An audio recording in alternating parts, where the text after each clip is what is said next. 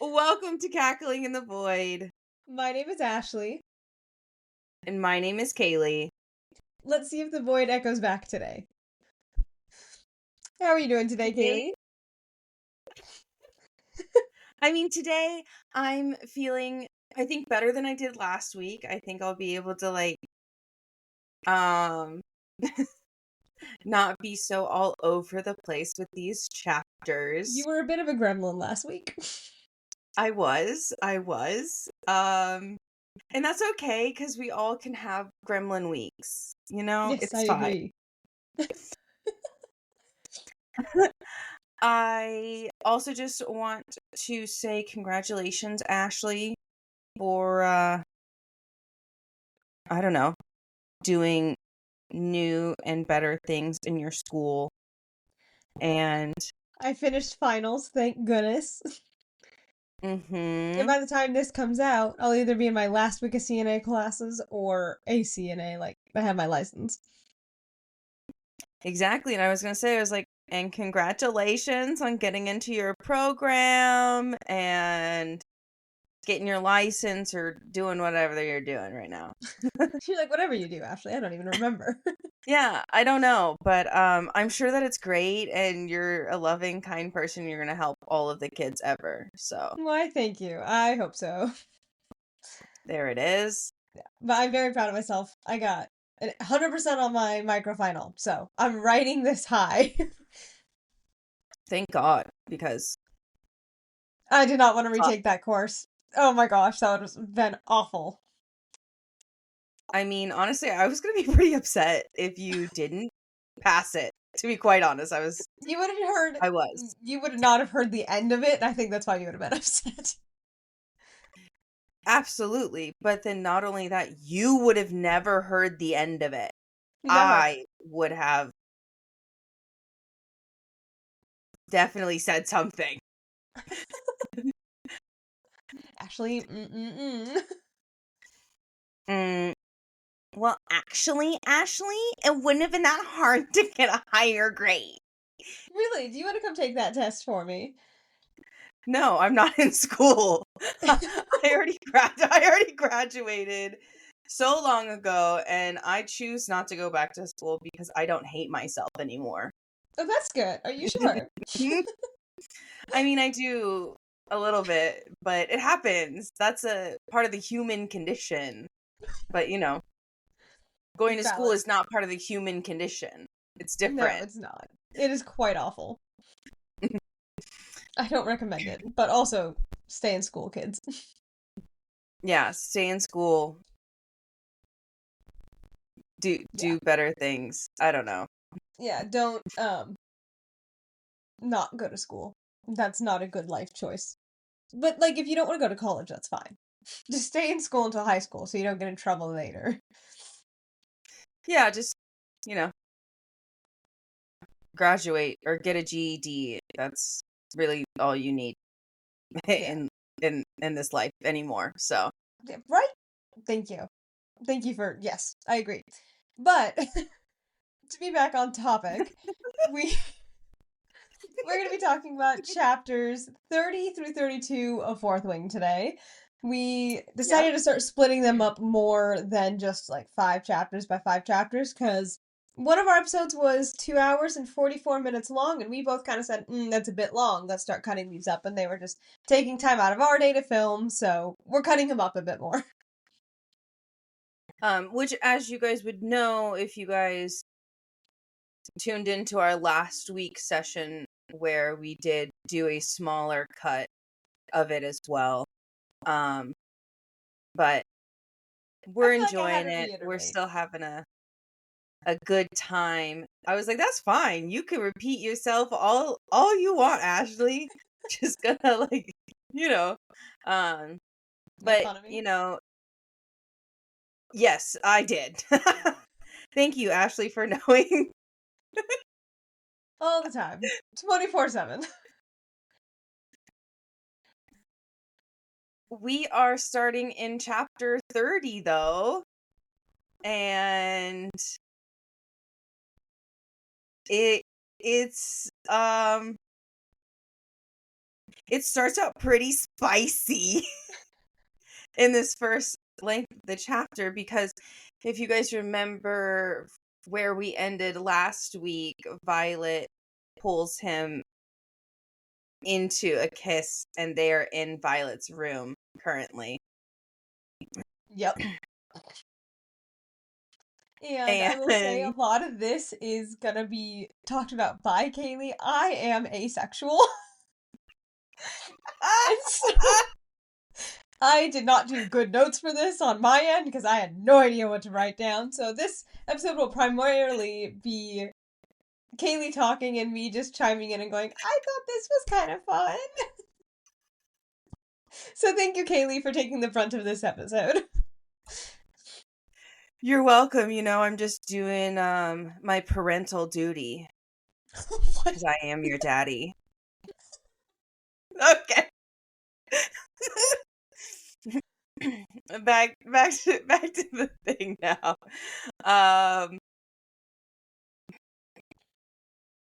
So it's starting off pretty spicy. They're kissing.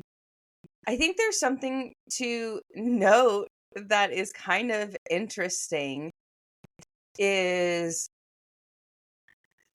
so as you know, they're macking out, because what else are you supposed to do at this point? She's basically begging for this, number one. And then number two, I think that it's really interesting that Xaden throughout this whole time is like, you don't want this. Like, no, don't. No. It is true.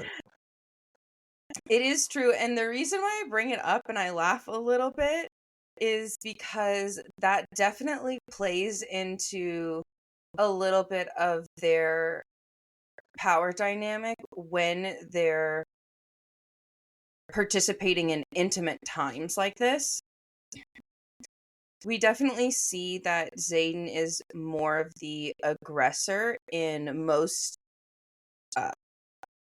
portions in their relationship. And I definitely feel like within this instance and a lot of, I definitely feel like within this instance, she is really trying to push the boundary and to see where her power dynamic falls into this, how do I put this scenario. There you go. And I know it took me a while to get there. I was trying to be eloquent and not fucking crude. Okay, guys. And when he does say that you don't really want this, it seems like it kind of like flips this switch for Violet, where she like sinks her claws in deeper, or her heart latches on harder, and she's just constantly saying, even within this chapter, that he's mine. There's definitely a level of possession that you see at more of a heightened portion in Violet within these intimate scenes. And I find that to be very interesting, especially when we talk about men and women power dynamics during intimate settings. Yeah. How interesting. Sorry, I don't have much to say about this topic. I'm just watching Ashley's face like, How interesting. I do find it interesting. I can't participate much because I am a little baby. I don't know anything. No, being asexual is not being a little baby. It's just you're asexual and there's nothing else to say about it.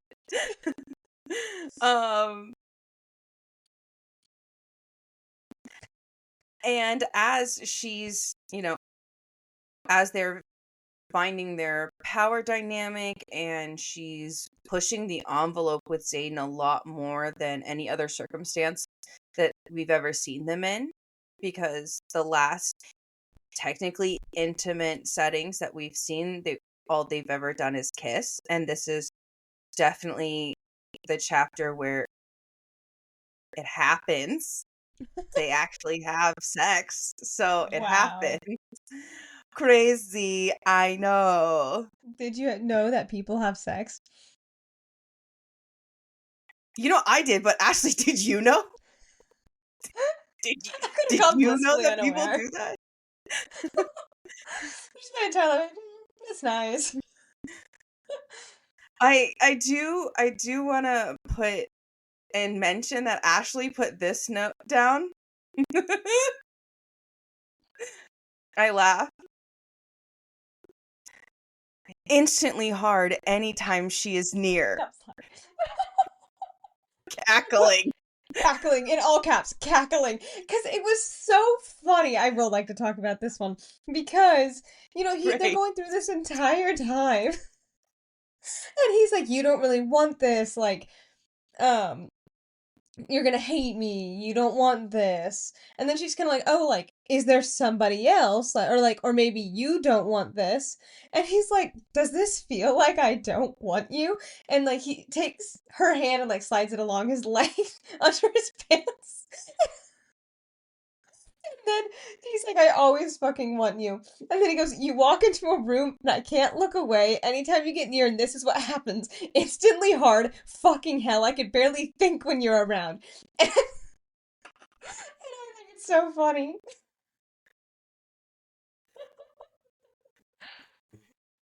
It's so funny to me. I'm just like, wow, is that what people think normally?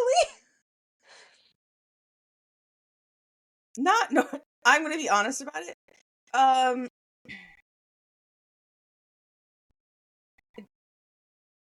for like a very like adolescence type of relationship, yes, that's very hard. I think, when you're a teenager and you're trying to figure out your sexuality or where you find within like that realm almost, it is quite common for something like that to happen. But now that we are adults, not gonna lie, I don't think this happens to men that often. Like, I do not have one, so I cannot actually say.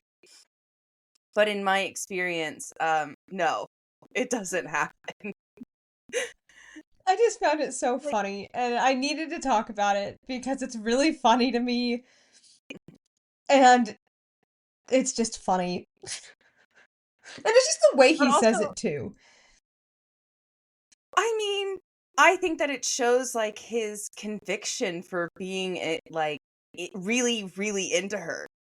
Because not gonna lie, like thinking about like this little section when he's like, "Oh man, like every single time I see you, it's hard for me to think. Like I'm like hard all the time, and it's like I can't stop thinking about having sex with you, regardless if we're having like a normal conversation."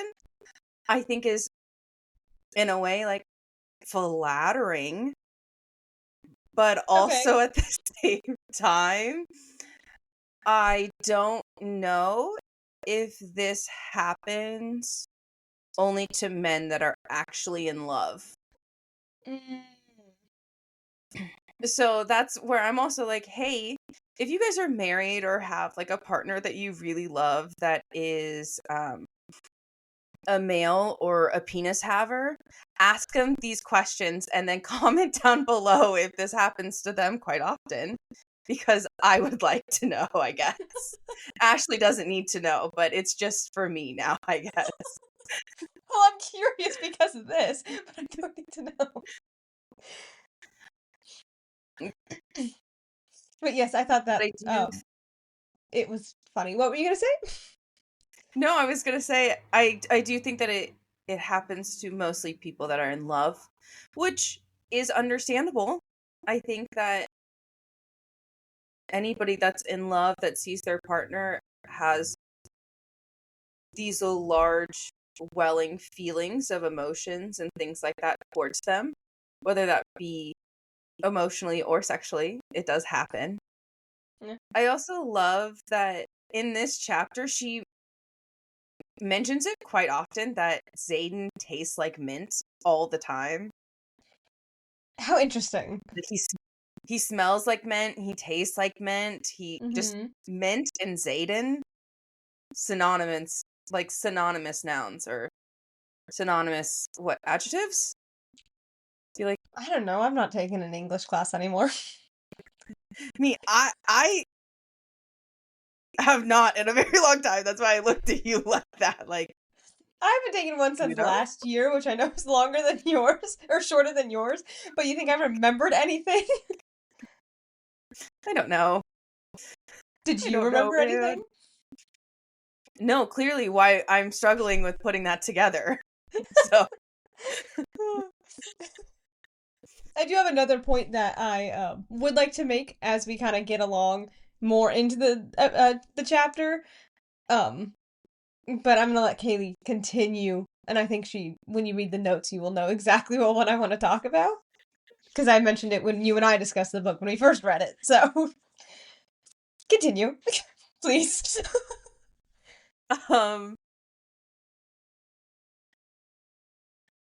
After she's like exclaiming about how much he tastes like mint and things are getting a little bit hot and heavier and hands are going all over the place, mouths are going all over the place, and Xaden actually stops and says like, if I get my hands on you, I don't know if I can stop. And she says, he wouldn't hurt me. I can feel it down to my soul, and I trust him with my body. And I think that that is such a flip, because before, it's very much that, oh, I don't really trust him. I don't really trust him. That's why, like, I can't kiss him because I just can't trust him. And then now they kissed, and she's like, fuck it. It might be worth it. You know, I find that very, very interesting. I agree. And I also like how after, like, he says that, she follows up with this phrase, which, I mean, I kind of enjoyed. That she said, stop being fucking honorable and fuck me already. Like, at this point, like, we've been making out and doing other things, and I've been begging you to do this because you told me that I could do whatever I wanted. And this is what I wanted. And I need you to stop being honorable and telling me what I do and don't want, and I need you to fuck me right now. Is this relatable for an average person?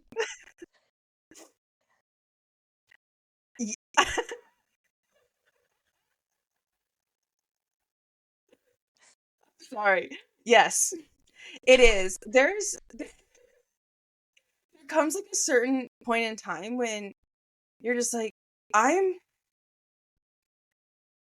please shut the fuck up. Like, let's move it along. You're like killing the mood almost. Like, we should not be talking about this anymore. Like, let's just move on and let's do it. Because at this point, the anticipation, at least what I've heard from like a woman's standpoint, and because I am a woman, I know this standpoint a little bit all too well, is like the, okay, great, yeah, so you talk like this really big talk, so let's like please show me. Yeah, like fucking prove it and show me, and throw me up against this armoire and let's break it, or like kind of doing this scene. I'm just like, yeah, I kind of like that. I also enjoyed like his response. No words, just was like, aye aye, Captain.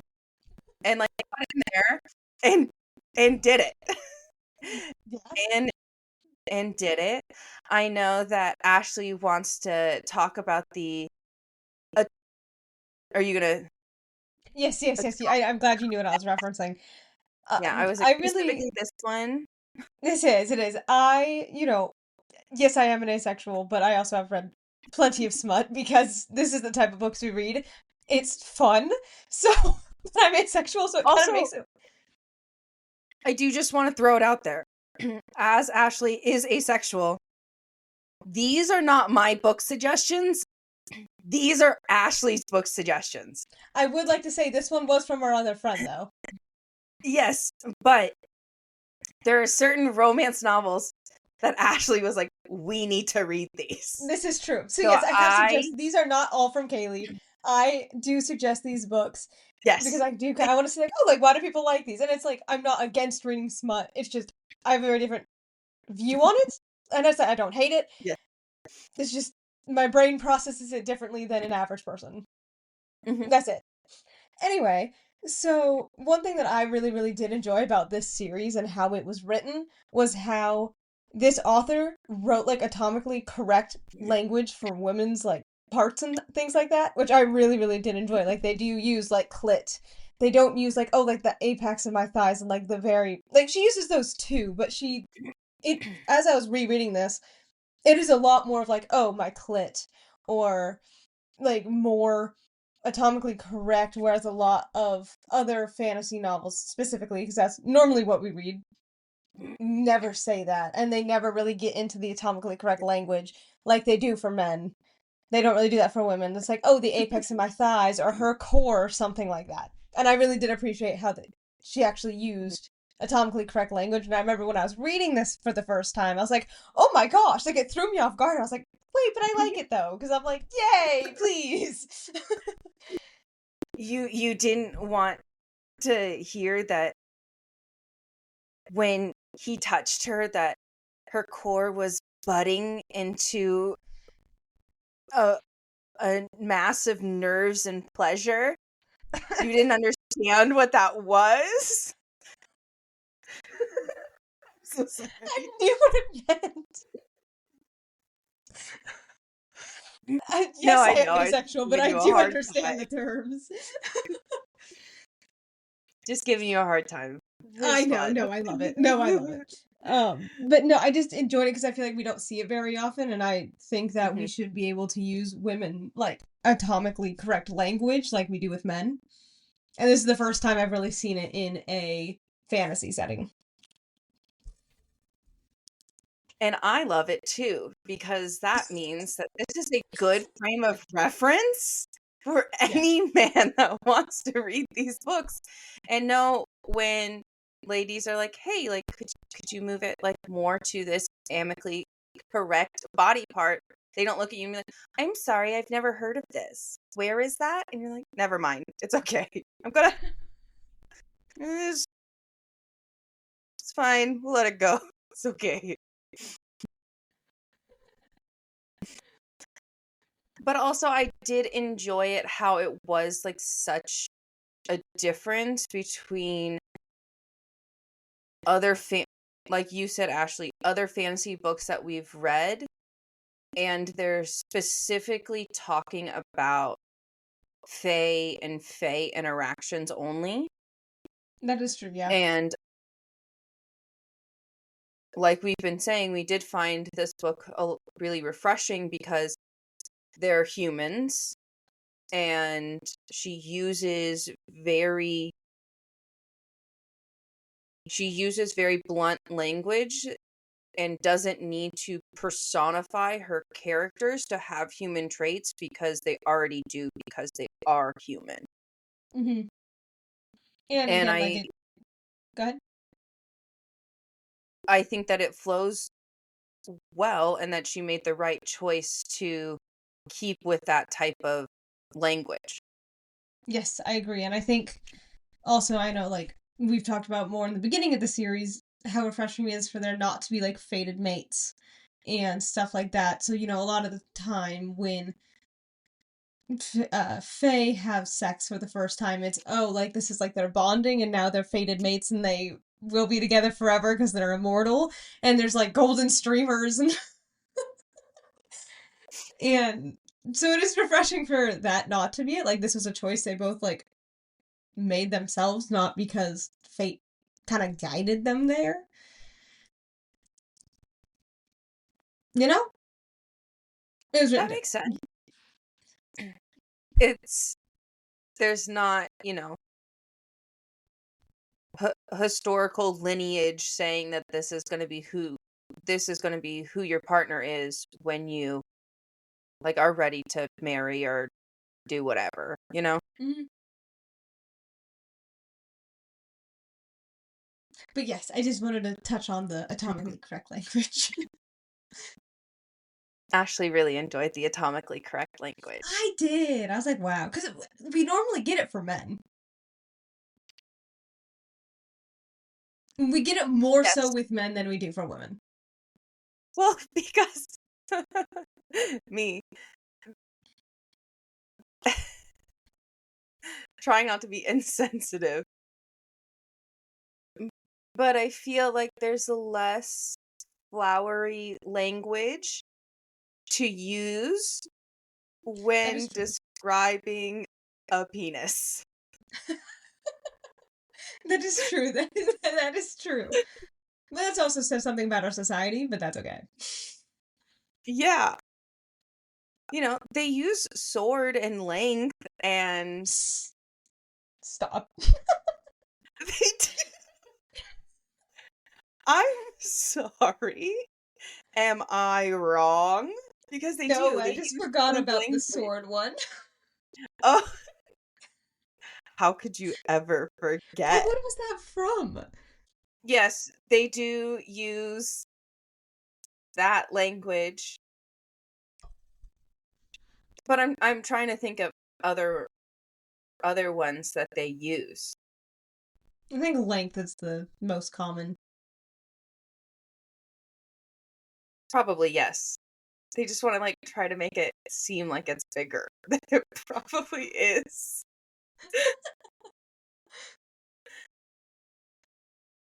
Yeah. But yes, I agree. Like there's more flowery terms for like female anatomy versus like male anatomy. And that just goes for like in life too, not just in books.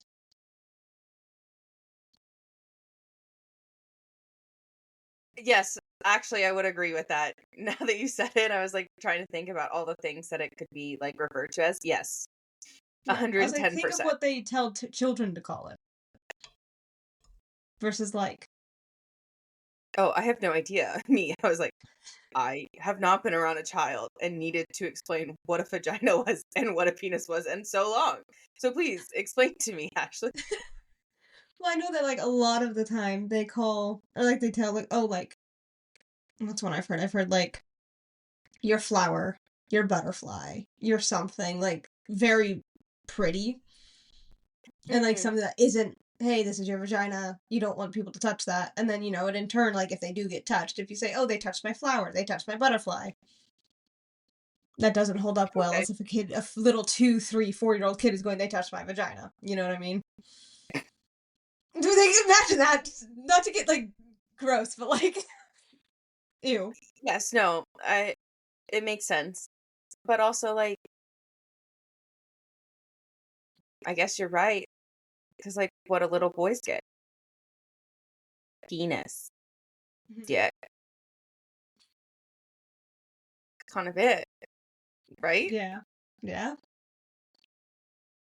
So it's just really interesting on how society. Hmm. I mean, unless we start reading like a sports series and maybe they'll refer to it as like a baseball bat or something. You know? It can really hit it out of the park.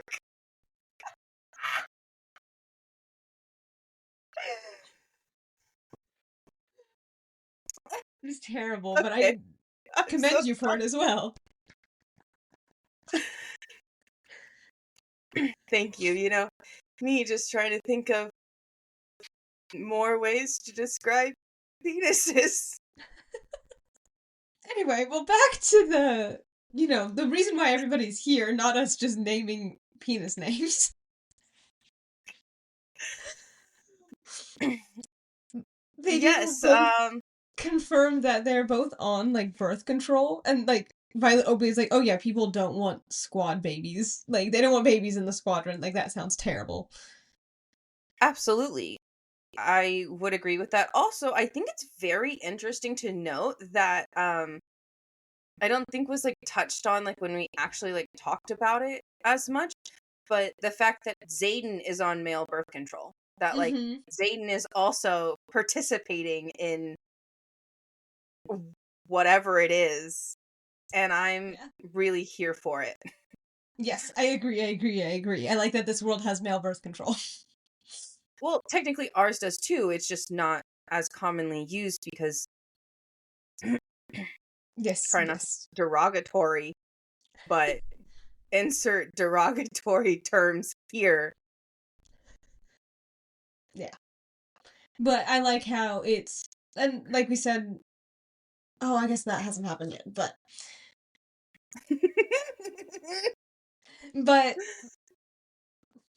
just how there's like representation in general, Hmm. like this is one of them. Like, oh, male birth control. It just seems like such a normal thing. Like, and even she does remark, like, oh, of course he does. We both do. Like, it isn't a uncommon thing. Like, it's a common thing for everybody to be on it. Penis or no penis. Or vagina. Yes. Which I kind of like. I also like that it does seem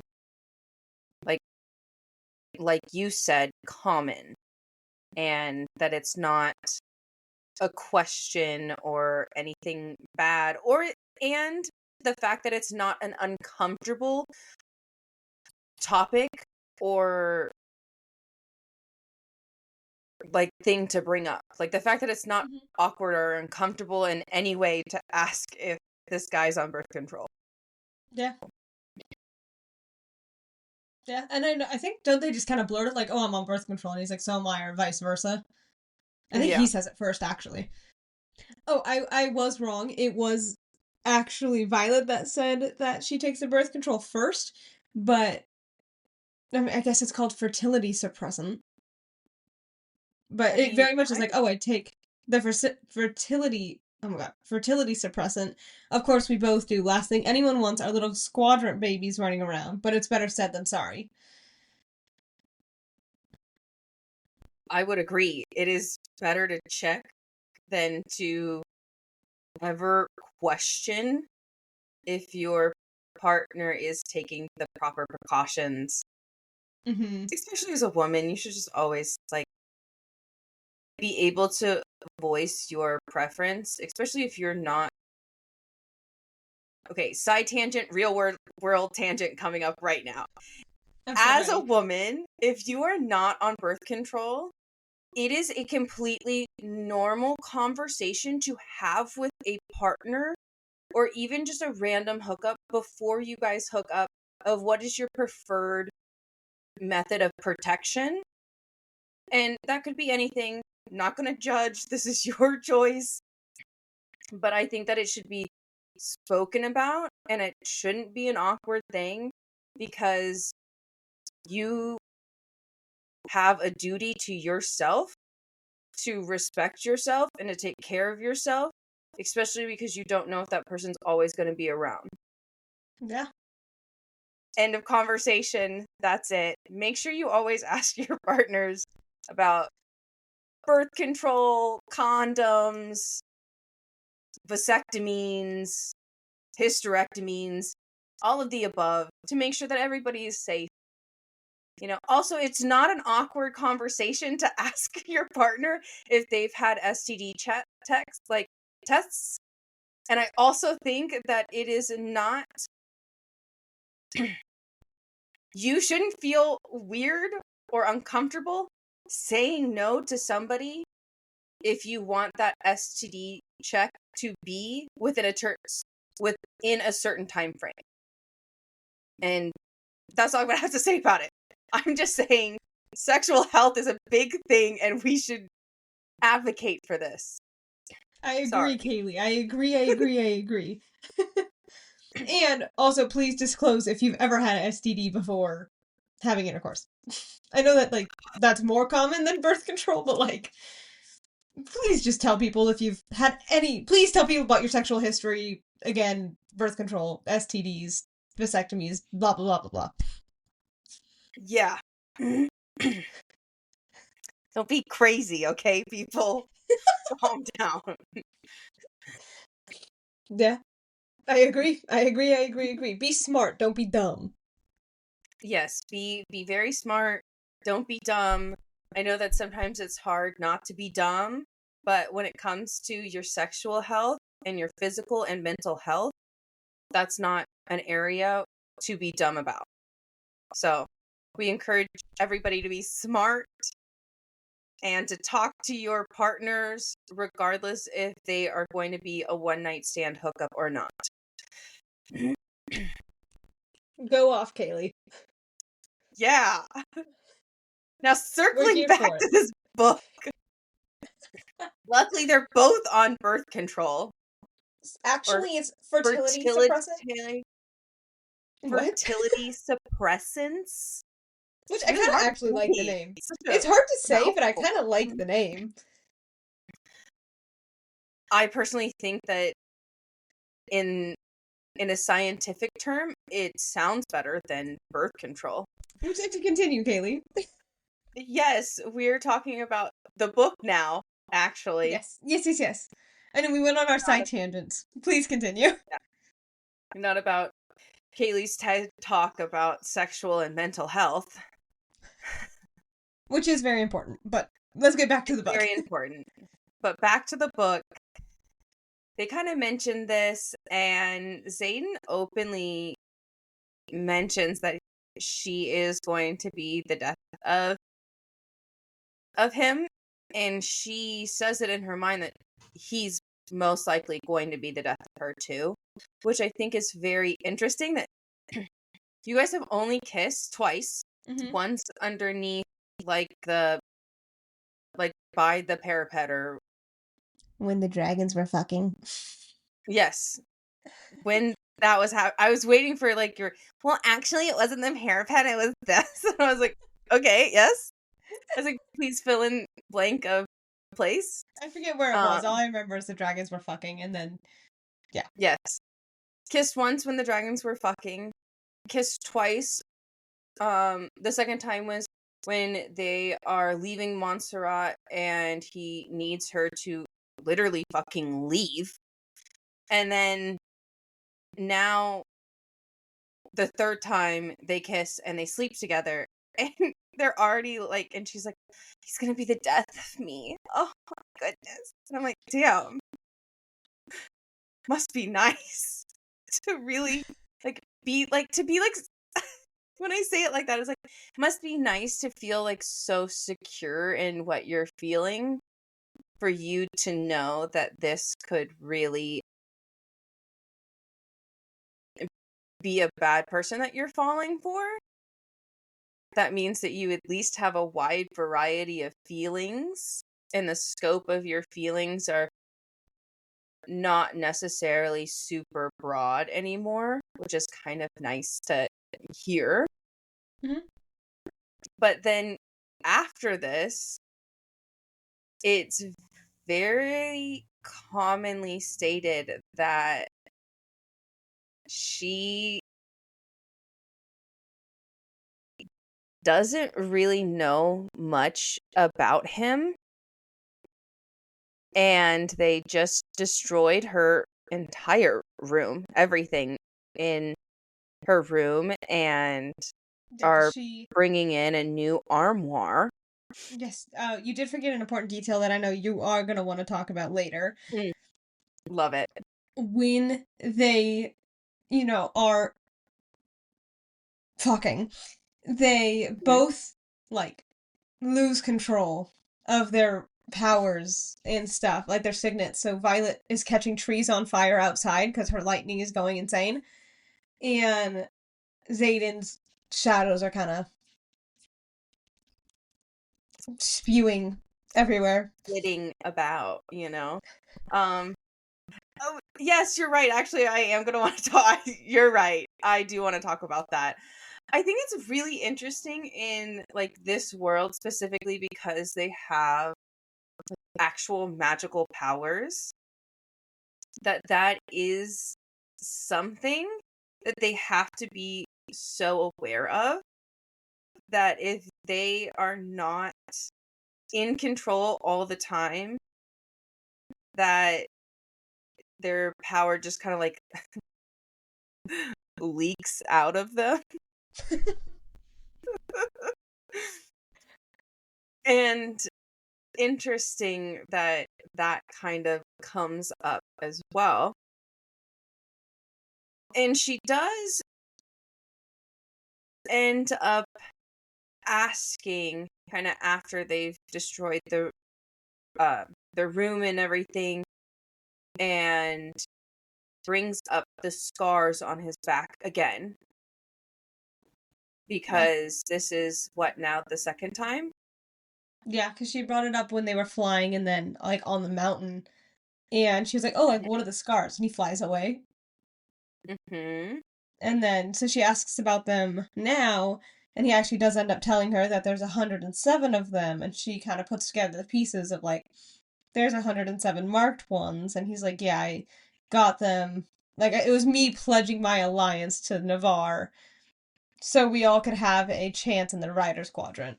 Instead of oh, we're all gonna die immediately, we can at least fight for our lives in the Riders Quadrant and then fighting for Navarre. Which I think is such a hard hitting moment in their relationship. Of course, afterwards, after you're intimate with most people, there is some sort of pillow talk, but the fact that their pillow talk became so serious so quickly, and that he did feel comfortable enough to tell her that it is like how many there were. Mm-hmm. And the fact that he does end up staying the night with her. And he, like, tucks her in close. Like, he's not just sleeping, like, he literally, like, holds her Mhm. and, like, tucks her in close. Like, he kind of moves and shifts so she could just kind of be laying on, like, on his arm. I love that. It seems I'm quite not gonna cozy. lie. Yes, I think that it's important to cuddle after. It is. Other Kaylee side tangent. It's really important to like show your partner some sort of to show your partner a different type of intimacy after that type of intimacy. I think I it's agree with this. very important. I think Do it's you agree very, with very this important. even if it's a hookup? Yeah. Fuck yeah. Okay. Absolutely. I'm not gonna lie. I get butthurt if people are like, oh, I don't want to cuddle. I'm like, I'm sorry. Was that not good enough for you to fucking cuddle me now that we're done? I- I'm kind of offended. Like Very valid reason to be offended. I just, in general, I think that cuddling is very underrated and, you know, should I be really like thought cuddling. about more often. Yes, I agree. I think cuddling is great. It is. But so, he stays the night, and when she gets up in the morning, he is gone, but he left her, like, violet flowers Hmm. on her desk. And And I was like, alive. They were alive. alive Yeah. because there was an instance where she found, those mutilated violets on like her doorstep or wherever Something. she found them. Yeah. Yeah. So I think that it is very sweet to bring back that type of thing, like that And type of also, he motif. would have had to get up so early to get those and sneak back in to put them back. Like, and then go to, classes. I mean, classes are probably at like 7 or 8 in the morning, so he had to get up at what time to go find them, put them there, get to his shit before she wakes up. Mm-hmm. And get ready to do whatever a wing leader does in the morning. Yeah.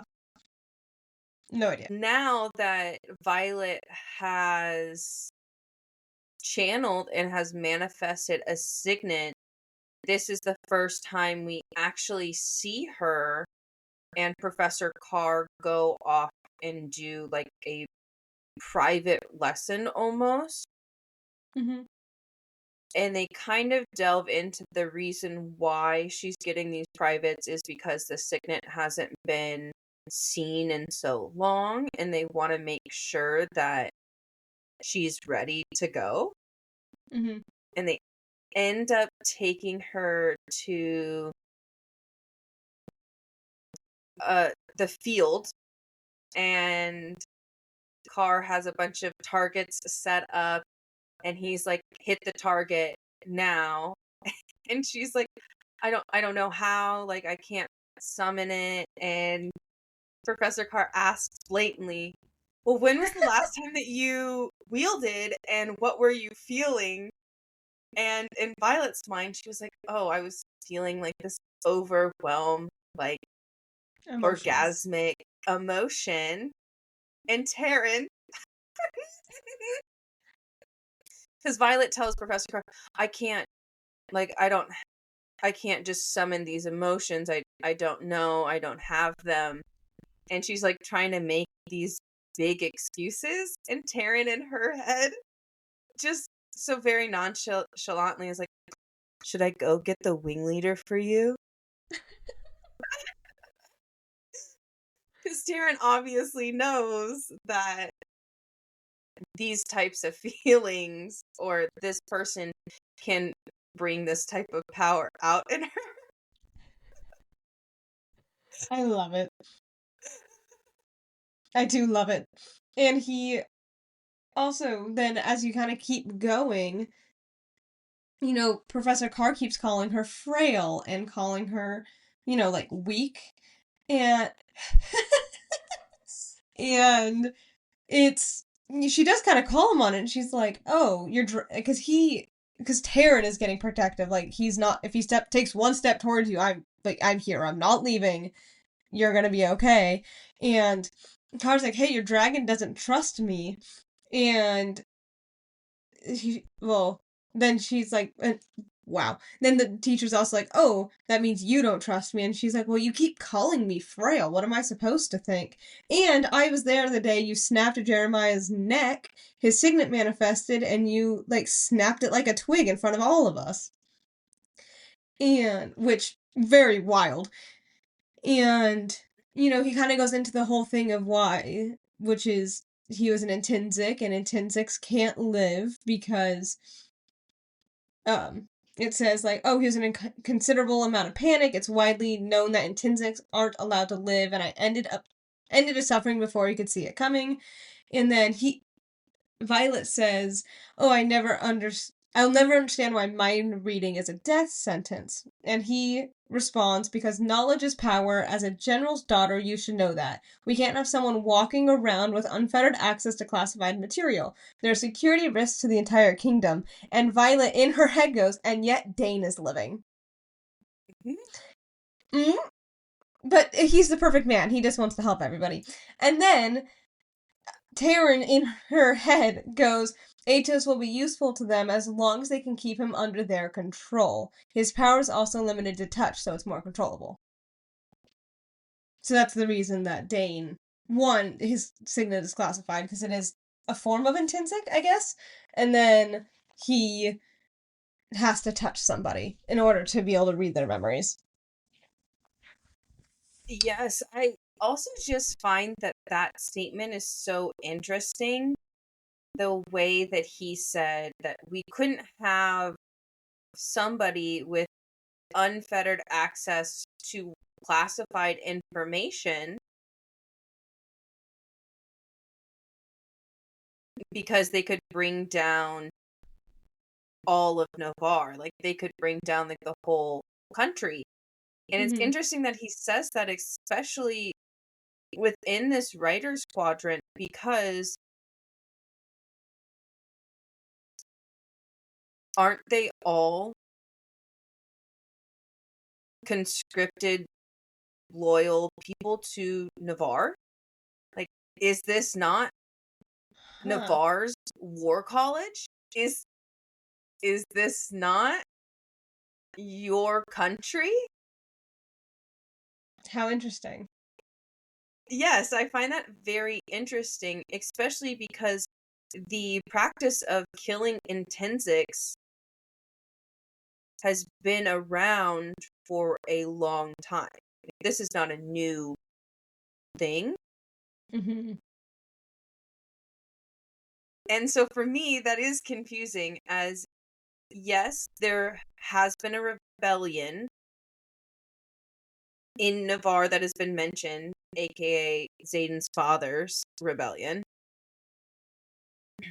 But it doesn't say in any of their logs that any of those people were intensics, and they still decided to pose an insurrection and rebel against Navarre. But it's very interesting that even within their ranks, they openly say that knowledge is power, and if there's somebody that can have access to that power unlimitedly, they can't be around regardless of how high up in the ranking they are. Yeah, I do think it is quite interesting, and it's like I was trying to think of a rebuttal where it's like, oh, like what if it's like the enemy lines, like if the Griffin riders capture them and they have all of that information and they start talking about it, but I guess they just don't have to talk if they have that information. So I do agree that it is really interesting because it is like this is for like their war college. How interesting. You're making my brain hurt. It is really Something interesting.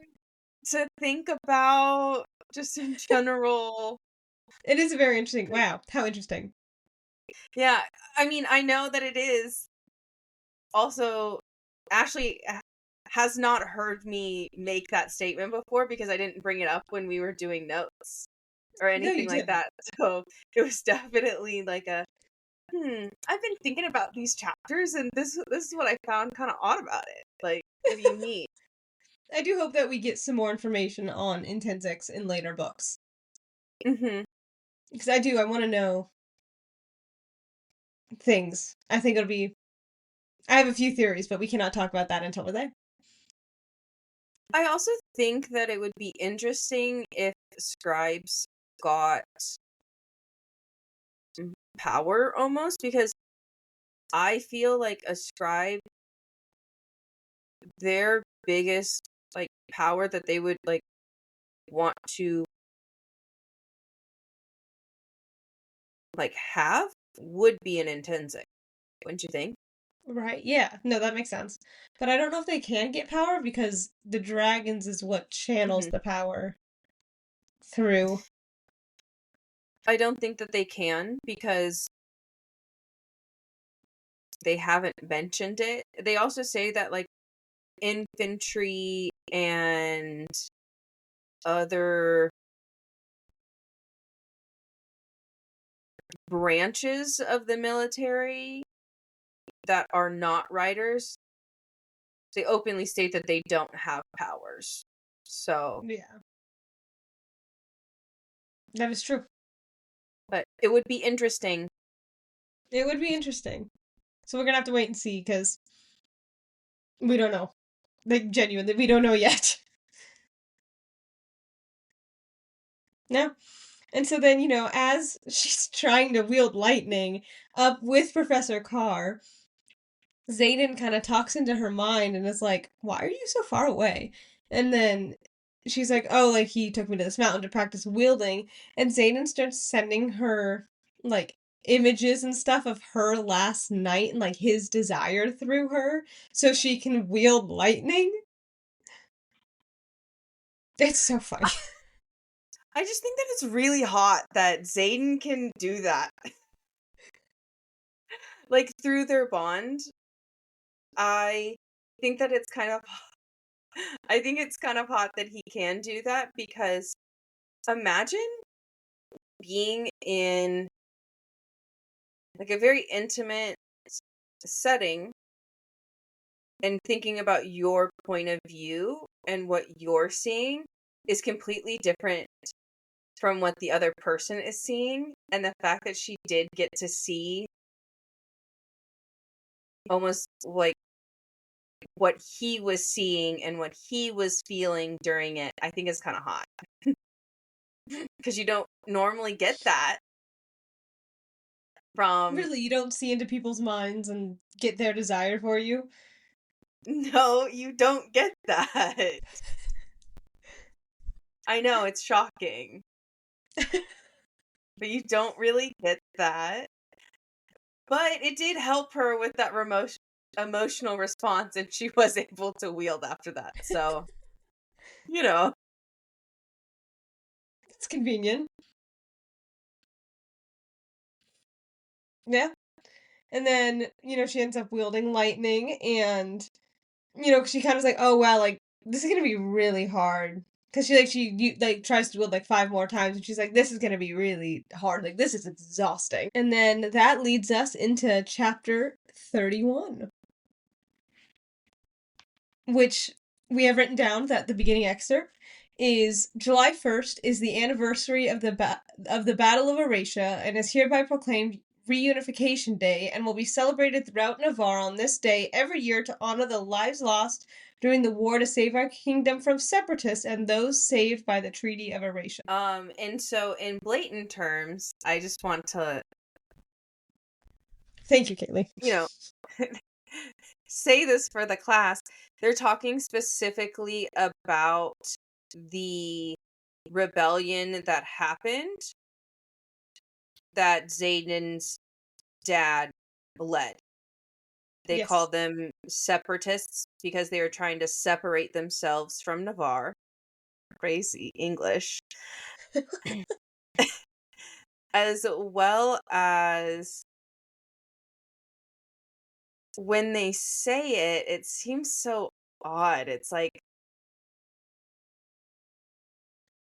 I mean, technically, I feel like that's every Independence Day ever, but it is kind of weird to be like, yeah, we're celebrating that our country is free from these, bad people that tried to tear us apart, and now we are going to have a celebration or a ball, basically, in celebration of these people dying and other things like that. Mm-hmm. So I find that quite interesting. Yes, I agree. And it's like they're so excited about like these deaths, and you're like, that seems a bit insensitive, but It's Navarre. it's Navarre, and it's fairly common, so Mm-hmm. It's yeah. fairly common, and I think that it's kind of a tactic that they're using to keep people in line. And it is a tactic that a lot that can be seen to unify as well as ostracize people of the same or differing views. Yes, I agree. I agree.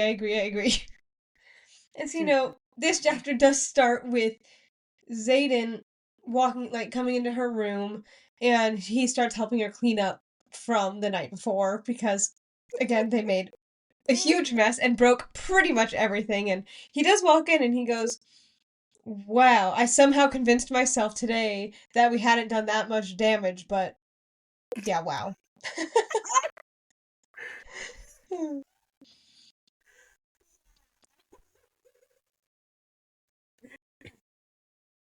I think that that's funny in and of itself. But I also like that he did come and help her clean up. Mm-hmm. I think once you have like a really big party and destroy a bunch of shit, I think the people that participated in the party should come and help you clean up. Yeah. Yes, I agree. Because, I don't know. I'm also a person that would, like, if someone is having a party, I will go help clean because I'm a guest and I want to help clean up because I also contributed to this mess. Anyway, and they kind of start talking and they're just talking about, he's like, like, how did training with Car go? And she's like, oh, I can wield, I can't aim, it's exhausting. And then, she kind of just calls him out and she's like, you were kind of an asshole on the flight field yesterday after she, like threw up because she killed Jack. And he does kind of say, like, oh, like, I told you what I thought you needed to know to get through the moment. I know you don't like other people seeing you vulnerable, and you were. And so then he also does say, like, if it makes you feel better, I couldn't keep anything down after the first time I killed somebody either. I don't think any less of you for having a reaction like that. It just means you still have your humanity. And she goes, so do you. And he goes, that's debatable. I kind of love that she called him out on behavior that made her feel uncomfortable. Mm-hmm. And he was willing to have a conversation and not, quote unquote, and a conversation about her actual feelings and not trying to shift the conversation into defending himself. Mm-hmm.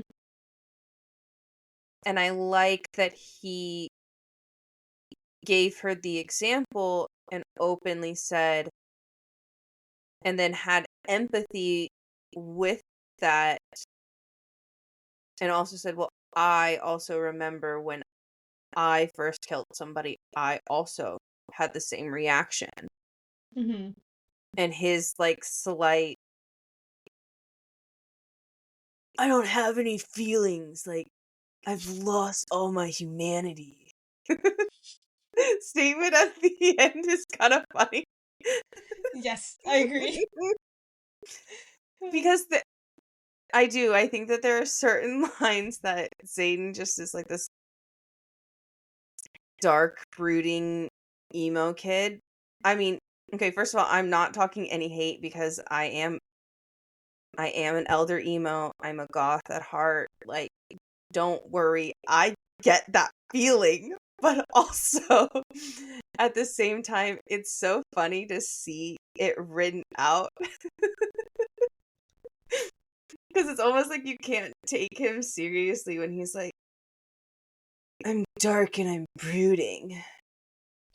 Leave me alone. You know? Yeah. But I do enjoy how he was able to take that conversation, acknowledge how she was feeling, acknowledge how he reacted, Yeah, like and he then told her validate his her. thought process and Mm-hmm. then validated, like, hey, like, I was also like that. Exactly, and then was able to validate her opinions and things like that. Yeah. And then, she kind of starts asking him questions, and that she asks him, like, hey, like, tell me something real again.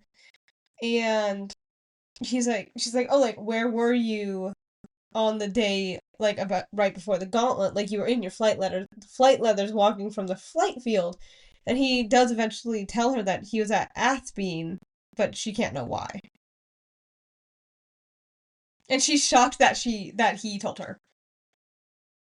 Yes, because there are certain things that she has been asking many times over and gets that stonewall brooding, you're never gonna understand me type of, reaction. And the fact that now she was able to ask him about the scars, and shockingly, he did answer. And then again, here, shockingly, he answers.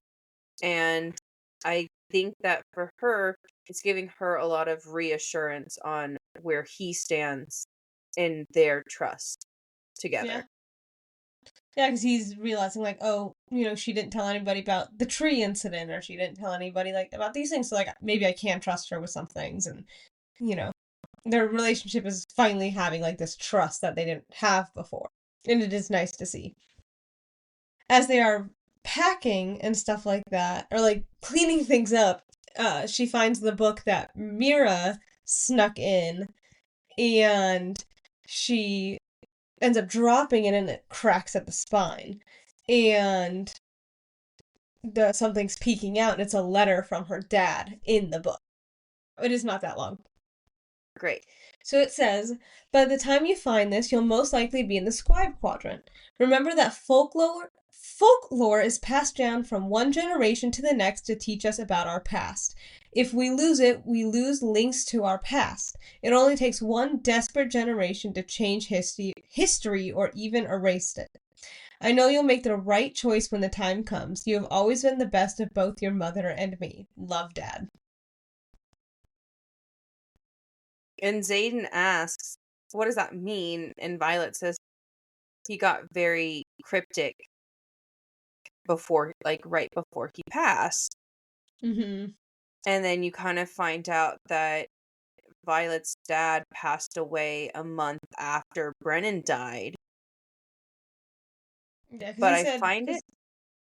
Yeah, he said he got a little cryptic in the years after Brennan died. So it was a couple years later, but she only got to spend time with him because she was in the archives with him. Yes, and I also find it very interesting to note in the letter that the dad mentions that folklore holds part of their history. Mm-hmm. And that it only takes one generation to wipe all of that out. Yeah. It is very, very interesting. And, as they kind of start talking about, like, oh, like, what's in the book? And it was like, in the book, there's the venom that talks about a great evil that spread the land because man became corrupted by dark magic, and then they turned into venom, which created flocks of wyvern. Another talks about the dangers of wielding from the ground instead of the skies. And one could easily start drawing magic from the earth and eventually be driven mad. And it's like, oh, the power was to kind of show, or the point of these fables was to show children, like, no one wants to become a venom, like, they don't be corrupted on power, and, like, don't try to control magic without a dragon. And, then, like, Xaden is like, oh, like, what do you think the book is trying to tell you? And she's like, I don't know, every fable in this book is about how people have, how people, wow, so sorry. Every fable in this book is about how too much power corrupts, so maybe he felt someone in leadership was corrupt. And she looks at Xaden and kind of jokes and goes, I certainly wouldn't be surprised if General Melgrim ripped off a mask one day and revealed he was a terrifying venom. That man has always given me the creeps. And, so they kind of just having this back and forth conversation, and Xaden's like, oh, I hope that isn't true, because my dad used to tell me venom were biding their time in the Barrens, and one day we're going to come get us if we didn't eat our vegetables. And so, they just kind of have, like, this, like, back and forth conversation about how, like, their parents used the venom to scare them into, like, go brush your teeth, or the venom is going to get you, or go eat your vegetables, or the venom's going to eat you. Very much a venom in this world seems to be like the boogeyman? The boogeyman, or, a witch, kind of like in Hansel and Gretel. Hansel and Gretel, the moral of that story is basically don't take candy from strangers, Yeah. So things like that. But yeah, the boogeyman is going to come and get you. You have to stay in your bed all night, because if you touch the floor, he's going to reach out and grab your ankles, Mm-hmm. Yeah. And it does very much feel like that. It's like, oh yeah, no, I get that. Yeah, and she briefly had a conversation like this with Ree. And Mira. Yes, and Mira, when they're at, or around Montserrat, and Ree was also saying, oh, that was also something my parents said to us as well. Mm-hmm. To keep us in line and to make sure that we were respectable children. Yeah. Actually, I think that's when they were walking through the presentation for the dragons. With Ree, and then Mira said something about it. I don't know, man. Get your facts straight. I'm pretty sure Mira's came up in Montserrat. Oh, yes, no, hers When for sure they're did. at I that think table. Ree was at presentation. Yeah, I was like, I'm not quite for sure when it happened for Ree, but I remember that they did mention it. Yes, I They remember talked that. about it. Yeah. Don't remember when. So actually, you should get your fucking back straight and find out first before Fine, you you continue. I actually can leave. look for you. I was like, no, this should be like your chapter. There's like the least amount of sex in this That is chapter, true. This girl. is my chapter. That is true. That's true. So then so then they kind of start talking, and she he's like, "Oh, I have a better idea of how we can spend our night." And then she just kind of put down the boundary because Zayden does tell her, like, "Oh, you're not allowed to fall for me." And so then Violet's like, "Oh, did you change your mind?" And he's like, "Oh, absolutely not." She's like, "I don't think I could separate sex and like my emotions anymore, so I need you, like, I can't do this if you're not, if you're not willing." I actually want to hear you talk about that specifically because me and Ashley did have a conversation about this because You were very confused. yeah, I am a little bit, and I think it's because I am me. I'm a little bit more on Satan's side on this one. Is it shitty? Absolutely yes. I'm not saying that this type of behavior or that type of like Mentality. feeling is okay, and I'm gonna say it like that type of behavior and feeling and expression of your emotion is invalidating to the partner that you're with, but also at the same time I understand having that to be able to create space from that person. Hmm. I do understand that point of view. Mhm. But for me, as someone that is asexual, I'm in the spectrum of it. I technically land on the demisexual side, and so I need to have a really, really, really strong like emotional bond before I can even think about dating, which would be more demi romantic to get into specifics, or especially getting into like the sexual aspect of like a relationship. I know for a fact that it could take me well over a year of even just dating to think about sex. Yeah. Yeah, yeah, yeah, yeah. I just can't. It's wild. Like, I could maybe think about kissing, but other than that, it takes me at least a year to be like, oh, I can think about you in this way now without being like, uh. And so, like, I get I her point of have view a of where, like, you question. can. Yes, yes, yes. Sorry. I have a question. So you're more willing to think about kissing, but that doesn't count as like an intimate act for you? So, from what I Or is remember, there like level of intimacy that you're like, levels. okay, levels. Yeah, yeah, So yeah. like having sex is like, I don't know, let's call it level 5. It's a 5 scale level. There's only Yeah, 5 so levels. I would say for me it was like level 1 is like like hugs, cuddles, like Oh. more emotionally intimate than like Mhm. sexually intimate, obviously. Level 1 I could do within like a month. Like that one's like it's not. I know. Shut up, Kaylee. Like it doesn't take me long. And so then level 2 is kind of a blurred line in between level 1 and level 2 cuz like for me kissing and making out are like so different. Kissing to me, and it depends on context, but for me, especially like in the beginning of a relationship, kissing is like another just more like more emotional, like oh, like kisses on the forehead, kisses on the cheeks, kiss that way, even if it's on the lips, if it's like kind of that thought process, I could do that. I think it took 3 months. Mhm. And then yeah, then it kind of then like making out, and then is kind of a jump up. Like, that one I can't, like, that gets more, it's like, ooh, like, this is sexual. That's over there. And I don't want to think about over there for a while. And then, like, you know, the, like, first base, second base, third base, and all of that, if we get into that. But, like, sex is, like, it took me well over a year.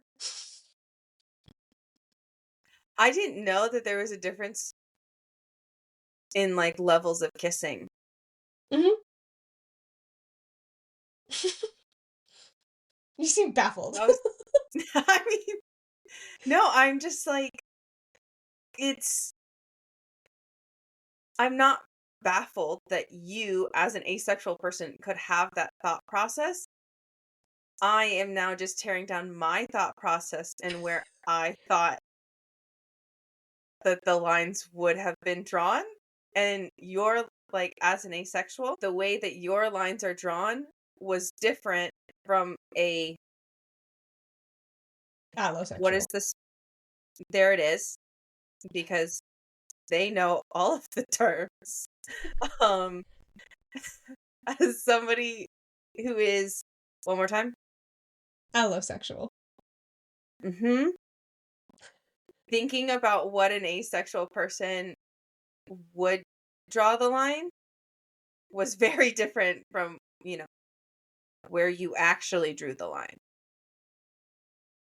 No, If I'm that made any curious. Where did sense. you think I was going to draw the line? No, I know that there is a difference between kissing and making out, but I didn't know that for you, that kisses on the forehead or kisses on the cheek or kisses on the hand counts as a separate level than hugging and hand holding level, if that makes sense. Those ones are on the same level. I guess maybe it's like, if it's organized in the level, those would be like higher. But those are kind of in the same level. It's kisses on the Okay. lips, but not making out. Like little pecks on the lips is a level above hand holding. And like cheek kisses. Okay. Great. Then I'm glad that we're both on the same page now on where your But it is levels like lie. but it is like if they were organized in each level, like kisses like would be on the like higher end than like hand holding. Good. I'm glad, because I would also put them on the higher end than that too.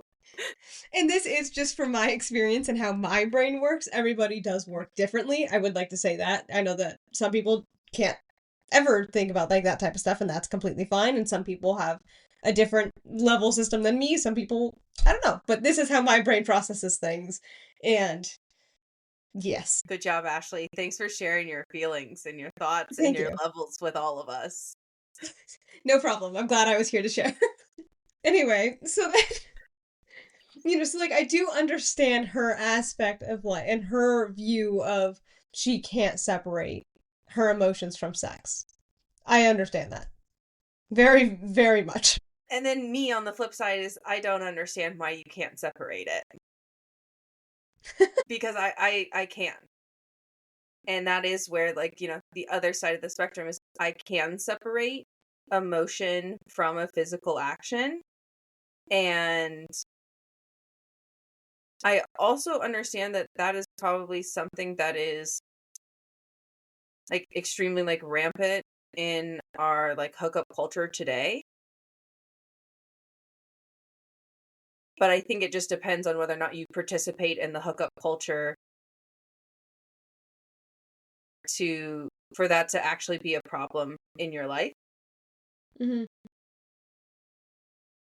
But it's also the idea of, even not participating in hookup culture, I can still separate that, because I can really compartmentalize and separate my feelings from physical actions.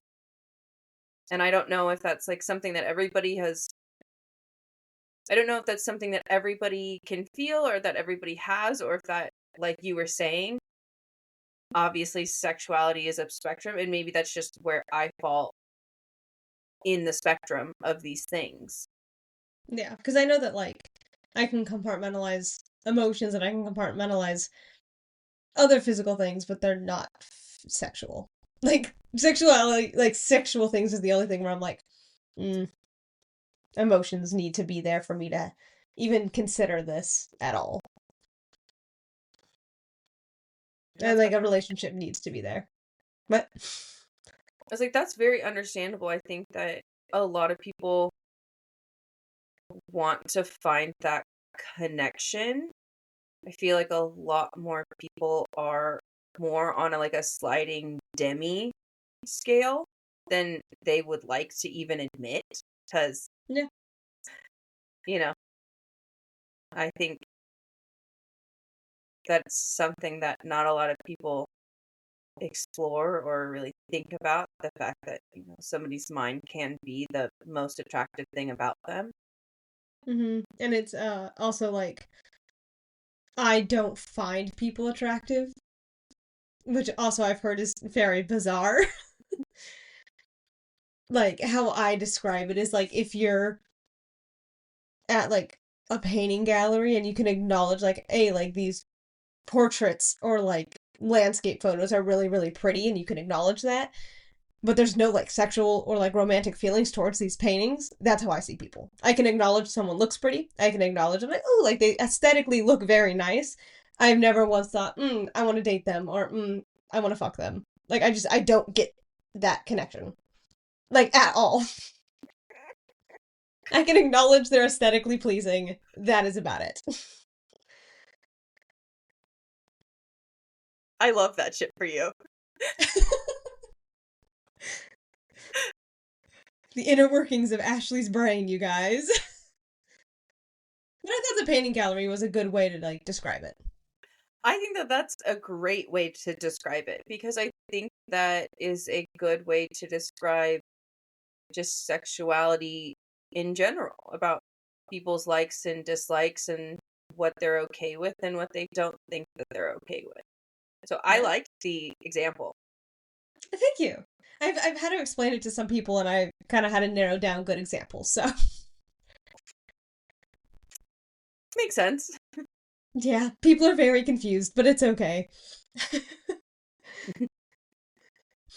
You know, they finish this conversation with, well, since you clearly, like, aren't listening, where I can't, like, do this, like, I can't do a physical and emotional, like, I can't do that, and she knows, like, he does have, like, emotional feelings for her, but he doesn't want to acknowledge that, so she's like, until you can kind of acknowledge that for you, we both need to stop. And then she does say, like, we needed to blow off some steam, and that's what we did. We're both adults, you Which know? is very interesting that she's like, I can't really separate my emotions from like physical actions of like sexual desires, but the ending statement of her being like, so unless you acknowledge your feelings about me, we can't do this. And it's like, she was like, for me, I just laugh because it's almost like she's trying to justify her, the way that she's feeling. And she's like, but I'm just gonna now do what you did to me, and like we're both adults, like separate it. You know? I Yeah. find it kind of interesting, like the ending statement that she has is like, we're both adults. We were just blowing off steam. I don't know why you're trying to make this a bigger deal when she was the one that brought up the conversation. That is, yes, it is quite funny. I just find that Yeah. juxtaposition in it kind of funny. Yes, I agree. And then they start both like teasing each other with their words, like physically, like, oh, like, I will try not to remember how you felt or how you did this and that and this. And then they're both like, fuck, they're good at this game. Like, Violet's like, wow, they're really, like, Zayden's good at this game. It's okay. You know, and I do like one thing that she said. She was like, you're a wing leader here, but you don't get to dictate how I feel. Mm-hmm. And you don't get to I control how I'm feeling. I love that because as we were talking about earlier, the power dynamics shift when they are intimate because of the actual power dynamic in the ranking of the army, or however you want to put that. Yes. Yes, yes, yes, yes. And it's like you might give orders out there, but you don't in here. You don't get to tell me that we can fuck, but I can't fall for you. Like you can't Valid though. dictate how I'm feeling. So I do kind of like how she does say that. Mhm. And then, then there's a bit of a time skip, and they're now at lunch. And, Violet is with, like, Ree, Sawyer, Liam, Riddick, and, like, her friends. And, both Zayden and her kind of start talking through the bond. And he's like, don't look at me like that. And she's like what? And then she was like you're thinking about the sparring gym last night. And then so it kind of goes in between them talking in between their brain, like in between their Bond. thank you. And then like the conversation that Ree and everybody else is having.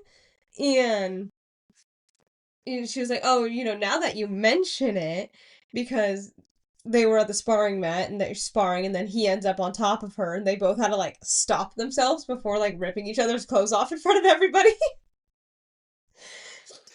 And so then he's like, "I can't think of anything when you look at me like that."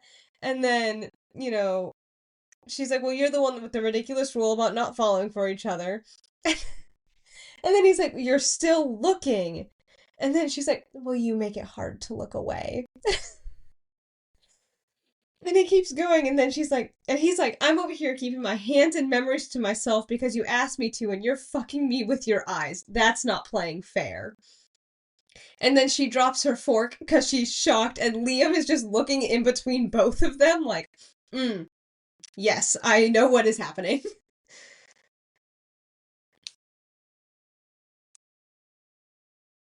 And then he, laughs and is like, "Oh, like, I told you to stop staring." And then she's like, "You know what? Fuck this. Two can play at that game."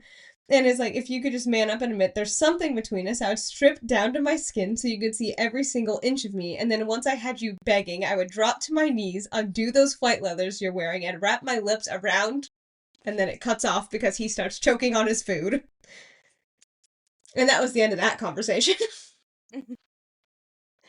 But I do really like how Liam is like rolling his eyes because he knows exactly what is happening.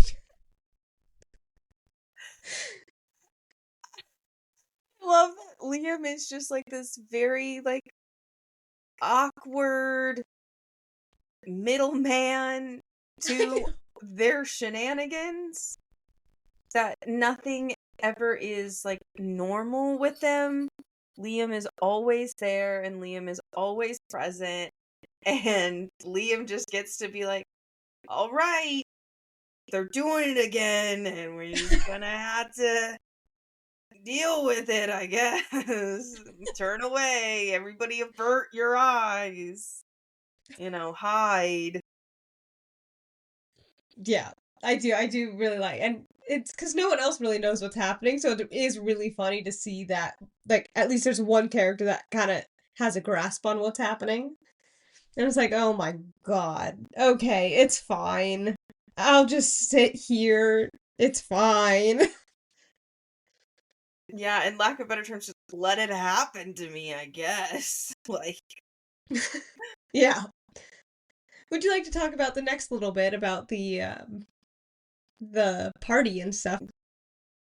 yes, the party scene is so fun because they get to wear their hot, smexy clothing out. Um, it's interesting that, like, what everybody chose to wear. Violet opts for a floor length skirt with a thigh high slit and a corset so that she can still put her armor underneath it. which very interesting that one of the teachers was like, for the options that they like pulled, she openly was like, "Why is this skirt an option?" And they said that the thigh high slit was an option to make the skirt more movable in. Like, that's why it's an option, not because it's Yeah. a skirt, but because of the slit. That's why it became the option. Yeah. Yeah. Which I find I Like, kind of it's like just if there's find an emergency, you need to be able to move.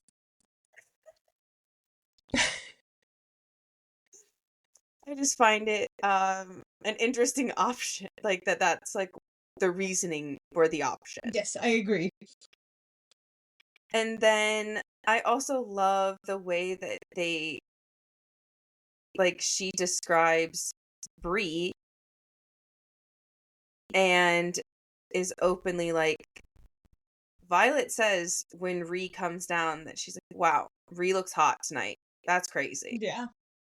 That's She's like, crazy." wow. And then, yes, I did. I loved it. Like, just the hot. Yeah. Yeah. Wow. They look really fancy and everybody's like complimenting each other on dressing up because this is technically their first like ball where people get to dress up and they're not just in flight leathers like they've been in Hmm. this whole time. And you get to see Riddick and Sawyer and they get all the handsome compliments, and you actually get to see Liam and and Violet is shocked that Liam is even there at this party because obviously this party is in celebration of the end of the rebellion, for lack of Hmm. better terms, and is also celebrating the day that Liam's parents were murdered. Yeah. And so she's trying to make this more lighthearted. And Liam says, "We're friends, and I go where you go. And I said that I would keep you safe, and that's what I'm here to do." And they're walking in, and who do you think they see? They see her mother, They and do. they They see. see. We actually get to meet the king, King Tari, who we have heard like mentions about, but we haven't met the Mhm. king yet. And I do really like how one of Violet's first comments is like, "Oh, how interesting that like this the king is wearing a lot of medals and stuff from battlefields he never once stepped foot on, and like wearing them so proudly, and like my mom's doing the same thing, but all of hers were earned because she fought in every single one of those battles." Which I think is so interesting that this happens even in their universe. That, Mhm. rulers and people of power get to wear all of these basically medals of honor that they might not have earned. Especially within a royal family, most of it is just given to them outright due to birthright. Mhm. And it's what like I do like how they did point that out, like, hey, like my mom earned all of these. I really don't like how he just gets to wear them. Like, that's kind of frustrating. Yes, and it's so interesting because when you see Violet and the king interact, the king is coming over and is telling Violet how proud her mom is and how her mom is just almost, lack of better terms, like can't shut up about how much potential her daughter is and how her daughter bonded two dragons and how her daughter like has one of the most powerful signets that has ever manifested. in the past generations, they openly say that Violet has one of the three most powerful signets. And the other powerful signet is obviously Xaden, but it's very offhandedly thrown out that Brennan had, one of the most powerful signets of his generation, which is very interesting that was just so nonchalantly thrown out there.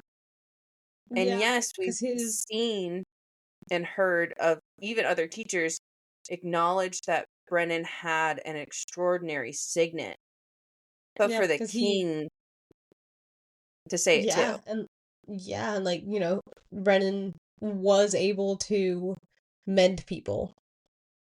Like, it's different than healing. Like, he was able to mend them. Is that different? Yes. Yes. Would you like to elaborate? Nope. All I know is that it's different. Okay, because I was like, in my head, I don't know. I don't know if there is a difference, so that's why I asked. I wasn't trying to be an asshole. I was actually No, I asking also don't know. I for. was hoping you knew that there was a difference so you could explain, but I personally, all I know is that there is a difference. I just don't know what that difference is. So if anybody knows, please comment it down below so we could learn things, because apparently we're stupid. Yes, please comment the difference between healing and mending, because I guess they're two different things. Apparently? Sure, yeah. I'll say that you're right this time, Thank you. Thank you for finally acknowledging that I'm smart. So then, and then they do check, like, oh, like, where's Xaden? I like to lay eyes on him once a year to make sure he's not causing any trouble. And so it is Mhm. kind of going into, again, that generational, I want to say generational trauma, but that's not the right word. Well, that's what Zane's experiencing, but I would Yeah, say yes. that the generational projection Thank you. about the fact that these people cannot separate these kids from their parents, which is Mm-hmm. why the generational trauma is constantly going on. But then not only that is they look at Liam and are like, "Oh, General Mari, like you mean this Mari?" And Liam was like, "Yes, that Mari, but I was raised in this household," and insert, you know, foster parent name here. Duke Lindell. There you go. Duke Lindell. And the king says that Duke Lindell, I can't not say it like that. It has to be said like that. Do it. Please That do. that Duke Lindell is an honorable, noble man and is loyal to Navarre, and that's where Liam and Xaden must have gotten their strong, resilient hearts for Navarre. Which is Mm-hmm. very interesting and Again, going back to that generational projection. mhm. Like, they just kind of, But the king did had to, rub it in, because, they're talking about mhm. his, Liam's literal, like, father's death and his parents' death, and, he just has to rub in, like, oh, yes, Duke Lindell, I see what you mean, is Mhm. a good, loyal man. Like, he just had to rub it, like, rub the salt in the wound just a little bit more, you know what I mean? Yeah, and then not only that, Oh my to gosh, say so that sorry. that's the reason why Liam turned out so well is not actually because of anything that his parents gave to him, but specifically was something that some random man that they chose to foster him gave him. Mm-hmm. So I find that quite interesting. And then they leave, and openly Violet's mom is like, "Look over there. It is." Dane Atos. I love it that you call him Dane Atos. I started it. I have to continue it, man. Um, Atos. and that Dane comes from a loyal bloodline. It's mentioned that Dane comes from a loyal bloodline and that he would just be so honored to And meet the king. yes, and they also do say like, oh wow, like it's he's very good at talking to the king. He Mhm. knows what he's doing. He knows the right things to say, exactly how to bow, exactly how to do all of these things, because he is Dane Atos, and he, you know, is the perfect man. So, I mean, of course he knows how to do those things. Mhm. And just the juxtaposition between Dane and Xaden, where Xaden is not at this party. I also do find it interesting, just to backtrack a little bit right before Ashley's favorite character comes back in, but when they ask for where Xaden is, Violet is coming up with excuses and things like that for him not being right next to her, and Violet's mom is explaining to the king, like, oh, the reason why Violet is saying these things is because now they're very close because their dragons are mated. And the king, right before he walks off to, go meet Dane, says, I'm glad that we have a Sorengale watching him and making sure that he's not going to try to plan anything. Mm-hmm. And I just kind of thought that was a crazy statement, sir. Like, Right? you're Oh like, my god. and then yes, on to add to that, when he does go and meet Dane, the fact that Dane does know how to act, what to say, how to look, what to, like, how to compliment the king in the Mm-hmm. most suave way. Yeah. And, Violet does tell Liam, she's like, hey, like, I'm gonna murder Xaden for making you come here. Like, this is, like, so dumb. Like, you shouldn't have had to be here. Who was gonna murder me in front of my mother? Mm-hmm. Like, she's like, I hate that you had to be here. And, Liam openly was like, hey, like, Xaden didn't make me come to this. He never would have made any of us come to this. I did this because you're my friend. And I said I was gonna protect you, and that's what I'm gonna keep doing. Exactly. And then she ends up wanting to, like, leave and look for Xaden, but before she does, she has, like, a little interaction with Dane. My man. Yeah, do you want to describe the interaction, Ashley? Yeah, sure. So, Dane comes over and he, like they grew up together. So, he is like, oh, I'm surprised she hasn't left yet. And he kind of is talking with Liam, like, oh, she hasn't tried to leave. And Liam's like, oh, not yet, surprisingly. And so, they're kind of talking. They're like, hey, like, you look good. Like, Dane, you look good. Violet, you look good. Just how you kind of talk to people. And Dane does very, like, graciously. He's like, hey, I'll cover for you. Like, you can leave. The Mhm. stairs are right over there. And so he covers for her for the rest of the party as, she leaves. Which is so nice of him. Like, It is. I love Dane. It is so nice, but I think it's so odd that, like, he, regardless of how minimal their interaction is, like, he loves to hug her, and, like, he gives her an embrace, and then, you know, like, does, like, the eye look that he loves to do for her, just the, gonna look at your Smushing your eyes friend's now, face. Yeah. you know, which is so interesting that, like, it happens all the time. Like, this man can't, like, stop. We Which I don't you find, love physical touch? I mean, I do, I am a physical touch person, but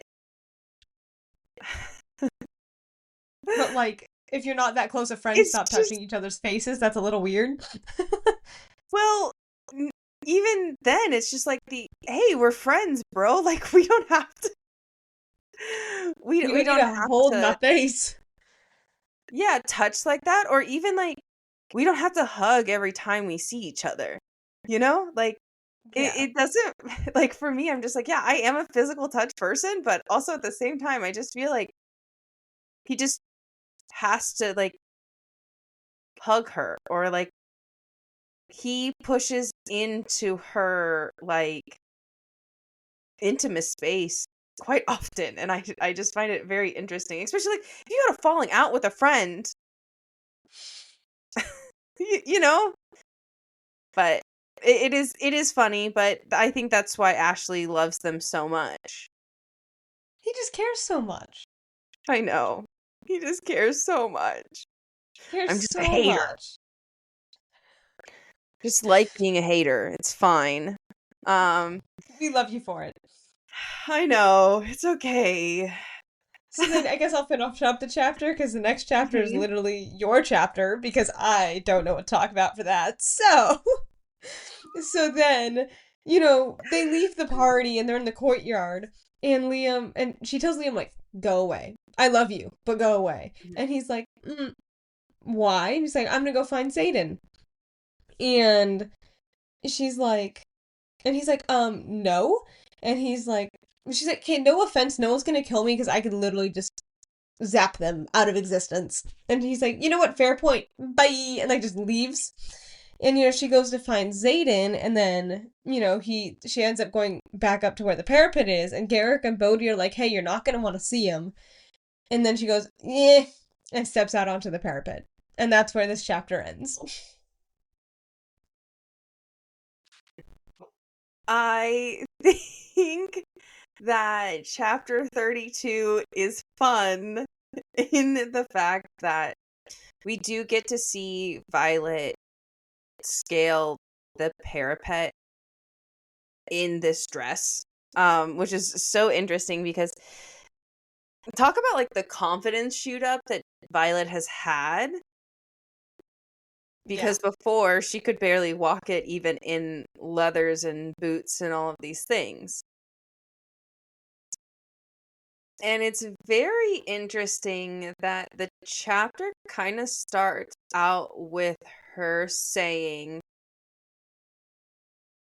that she is in love with Xaden, and as much as she tries to push away from him and tries to put physical distance and emotional distance in between them, that it's her reckless heart that keeps pushing her towards him.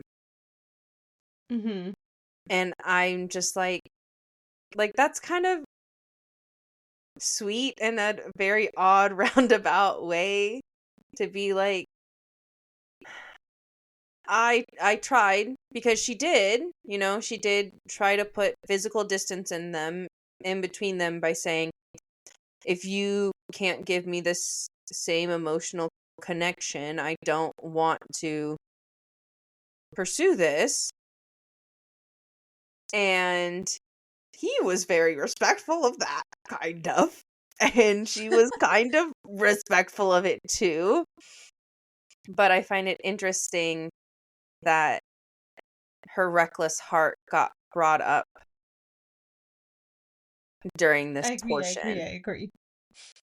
Um, I also think that it's so funny, but like when she starts going onto the parapet, that she's like, "Man, Taryn's gonna be so mad if they hear that I'm going onto the parapet." And then you just hear Taryn's like, "I already am mad. Like I'm already mad about this whole thing."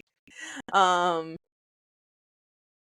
and then she goes up and she finds Xaden, and not only is Taryn mad at her, but Zayden's also mad because Zayden's like, "What are you doing? You're in a fucking dress. What's happening?" And she's like, "Well, I've done this before, and you're up here anyway." And Zayden's like, normal clapback is like, "My shadows protect me, so it's okay."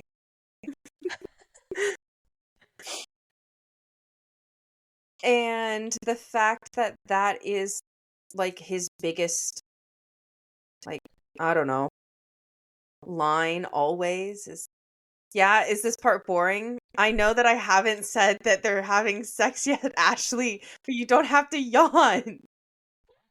Damn it. I apologize. I was It's trying been to so long speed it this up. time. I know, you did. You did a good job. You did a good job. Good job. um but she openly says, like, you want me. You want me, and I want you, and I'm ready to risk my heart. And she openly says that. She's like, I'm ready to risk it all, and like I'm ready, to risk my heart on you, and I'm okay if things don't pan out well. Mm-hmm. Yeah. And it kind of comes back up after she's like, oh, I'm ready to like risk my heart and I'm ready to be honest. It kind of comes back up that Violet has mentioned it to Zayden before, how Violet is kind of jealous, and points it out again for the second time or the third time or the fourth time. I don't remember how many times she's pointed out in this book that she's like, Imogen's also really hot. Yes. Yes, she does.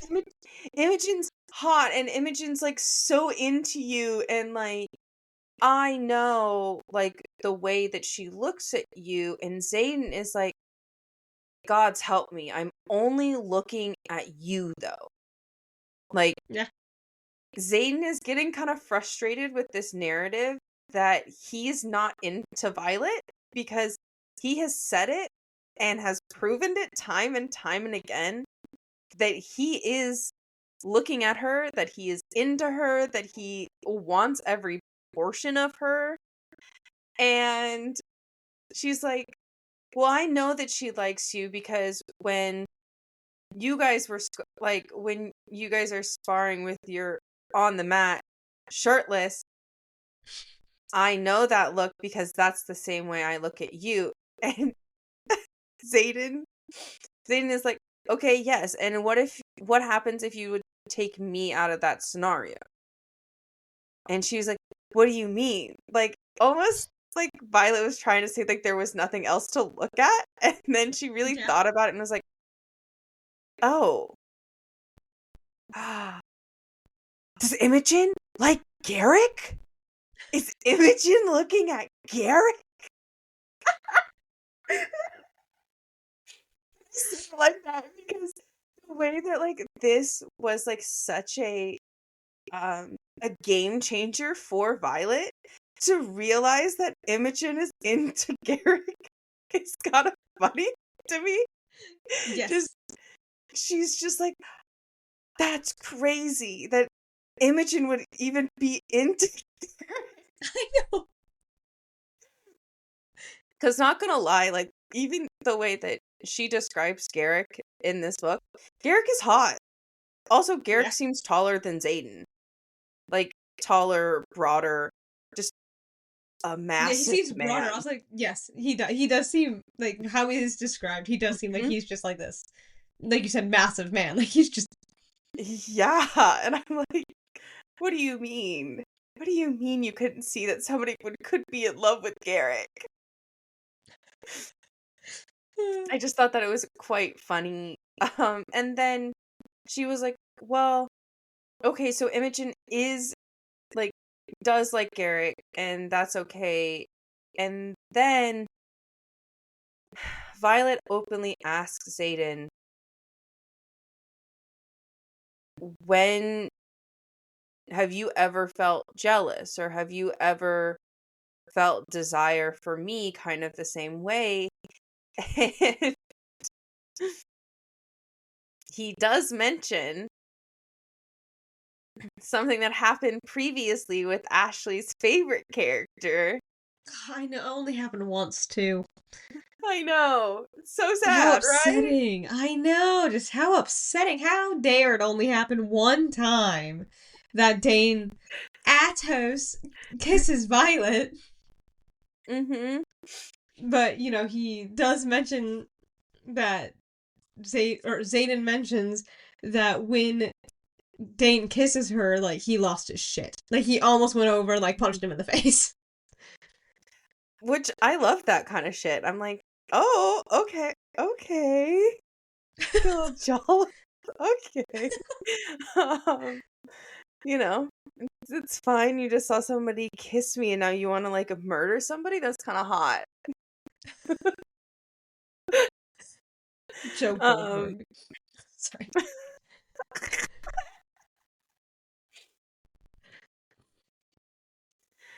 And then I'm so sorry. I got so distracted from that comment. Joe Goldberg?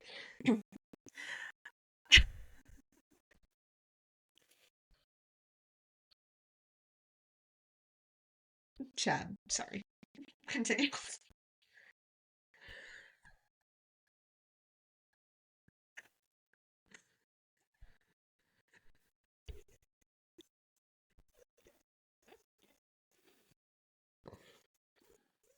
Am I wrong?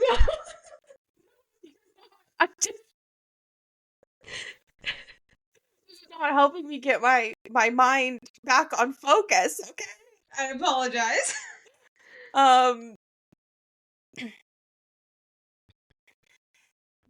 Then Xaden goes on to list other instances where he really was, like, holding himself back. For instance, when they were at threshing and he did take that step forward, the fact that, like, he had to watch them fight her 3 or 2-on-1 and things like that. And she does decide to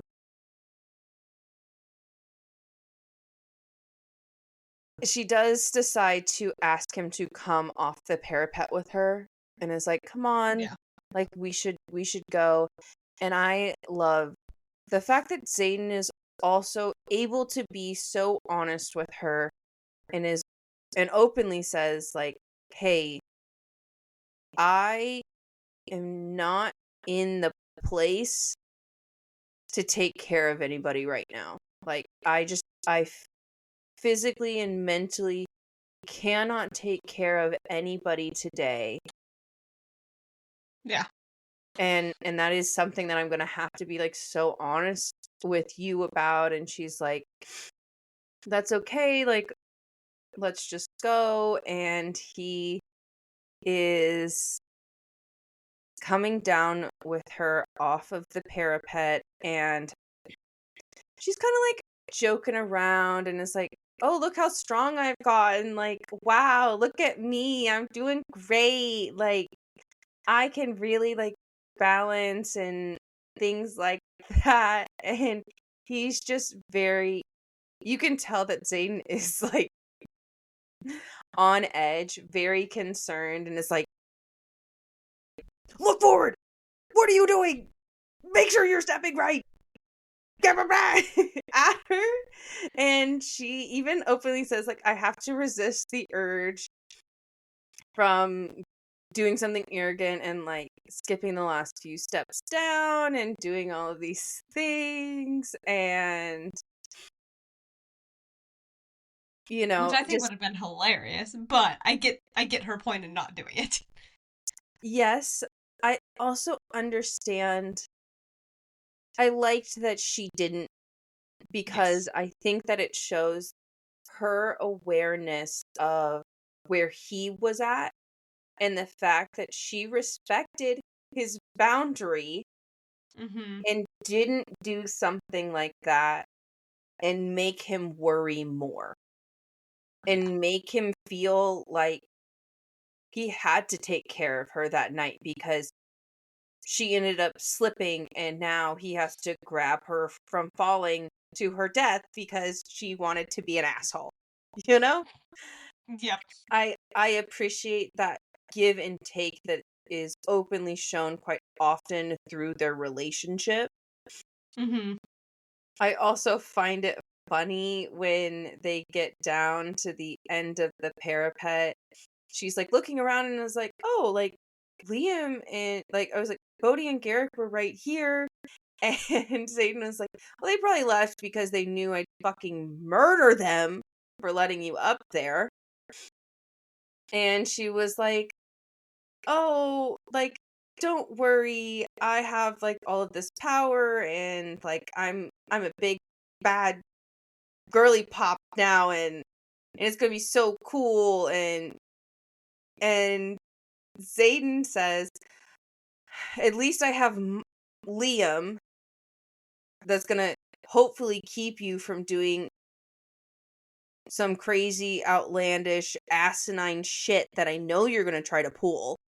And at least Liam is there to keep you accountable. And she starts joking back, like, oh, you're gonna love all of the letters that Liam is going to write to you and all of these things.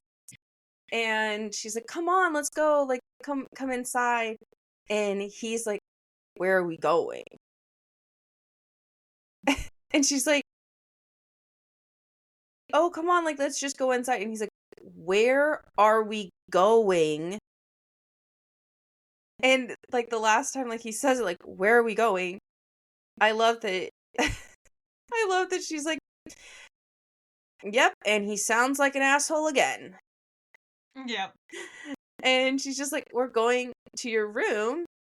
Like, you're leading me to your room. Yeah, like, you're leading me to your room. And it was just, like, so funny that, like, they're going up the stairs.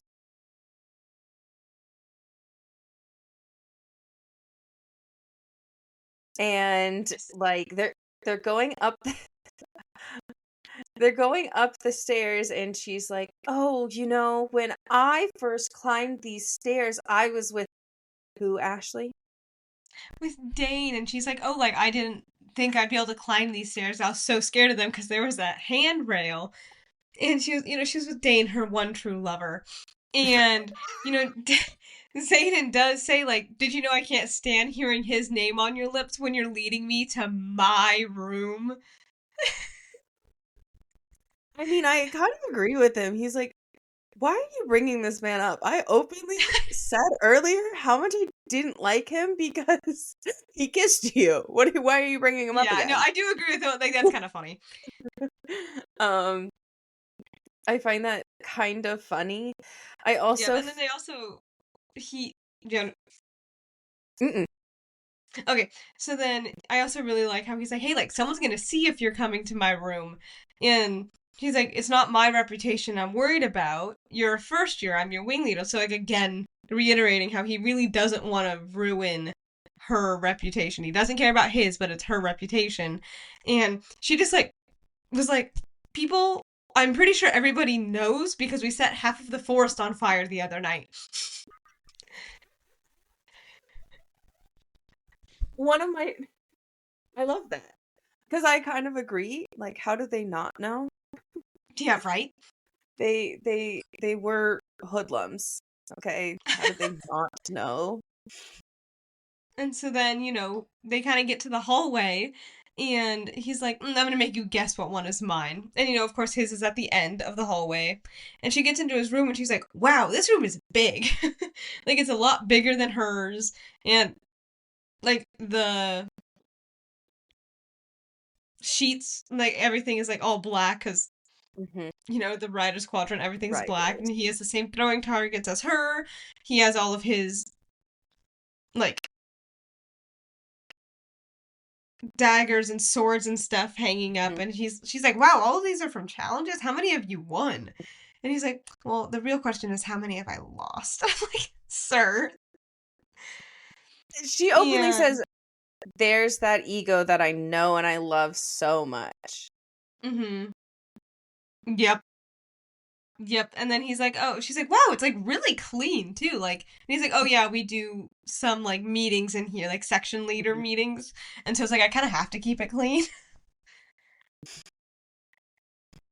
But also, I kind of just like the fact that he keeps his space well put together, and it is nice. There is like a mention that kind of happens before they get into this, like, before, like, she really, like, describes the room and stuff, that as, like, they're going down the hall, Violet says, "There's nothing about this man that scares me except for my feelings for him." And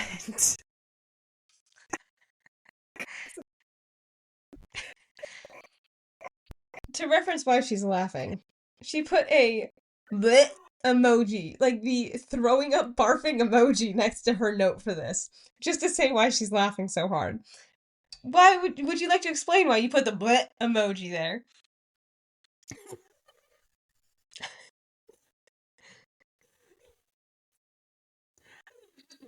I find it, like, kind of disgusting how, like, into him she is, like, so quickly.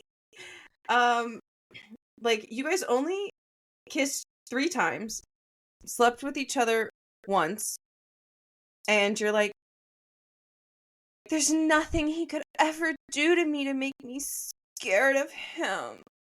Bitch, you were scared, like, literally 3 months ago. You were so scared. But now it's cool. I was gonna say, they have known each other for about a year now. Okay. But still, does that, regardless, I just think that it's just like a thing immediately. Um, Not to say, like, it isn't cool to hear, like, her feelings or whatever, and I'm not trying to downgrade her feelings or her thoughts or whatever, but also, just because I find it gross doesn't mean other people did.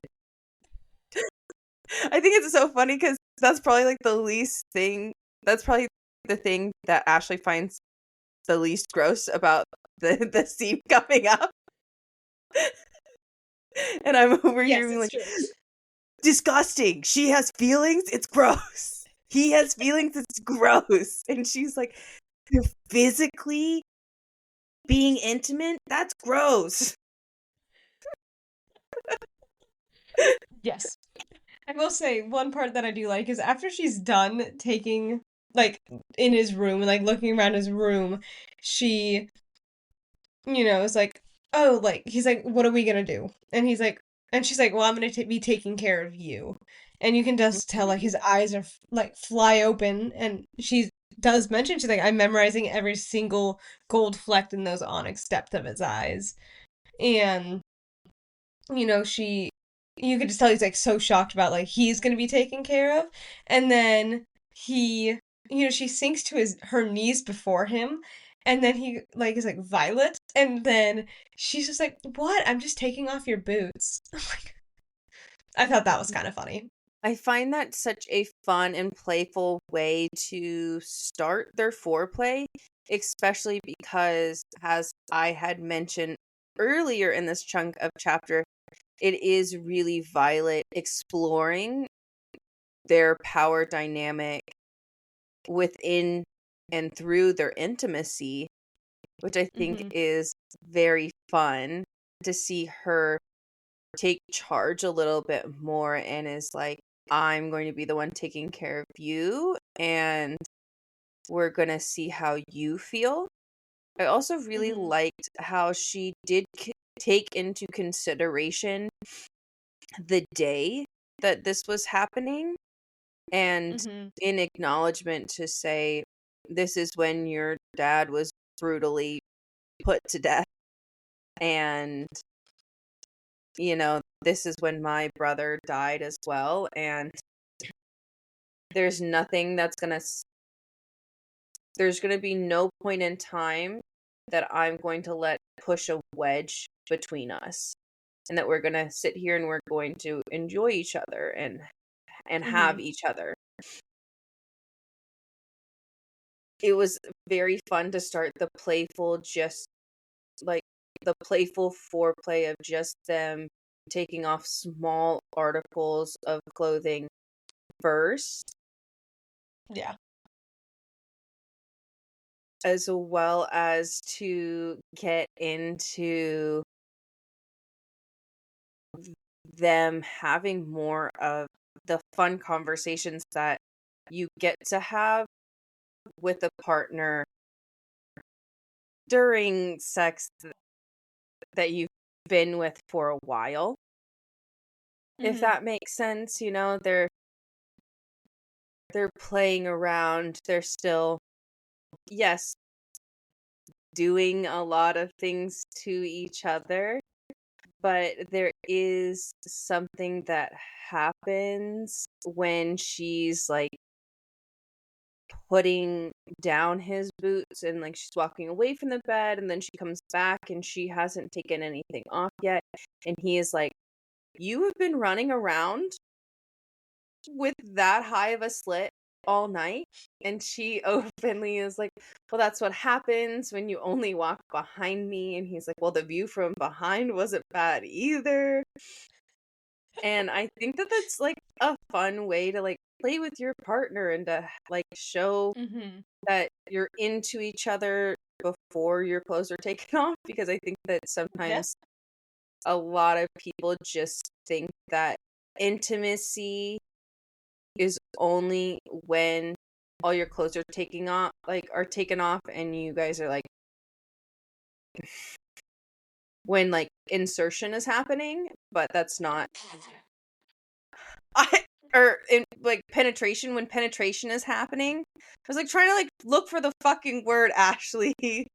Jesus, do you want to take over? Fuck, bro. I know you don't actually. Please continue.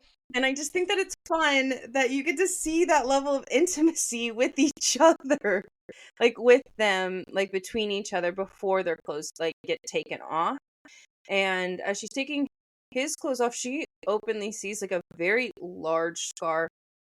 Something I feel is a little bit like side tangent off topic of the sex is that she is like, "Oh wow, that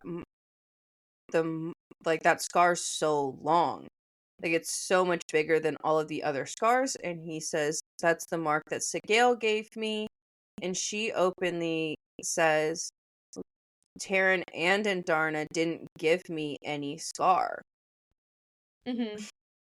Which I find kind of interesting. And Zayden is like, "Oh, probably because they know like you already had a scar," and points at her scar around her neck that Actually, it's the scar on her arm from the blade, from Tynan's blade. perfect. Great. I love contributed to this chapter. I was gonna say, I was like, wow, I love that fact. So good. And so that is interesting that was like kind of brought up, that her dragons didn't mark her, which I find kind of interesting just in general of the world, Yeah. And how Violet says something to him and Zayden says, I'm not gonna lie, I thought this line was really fucking hot. When Zayden says, "I don't deserve you, but I'm gonna keep you all the same." Stop. I don't know why, but I was like, stop. I can't.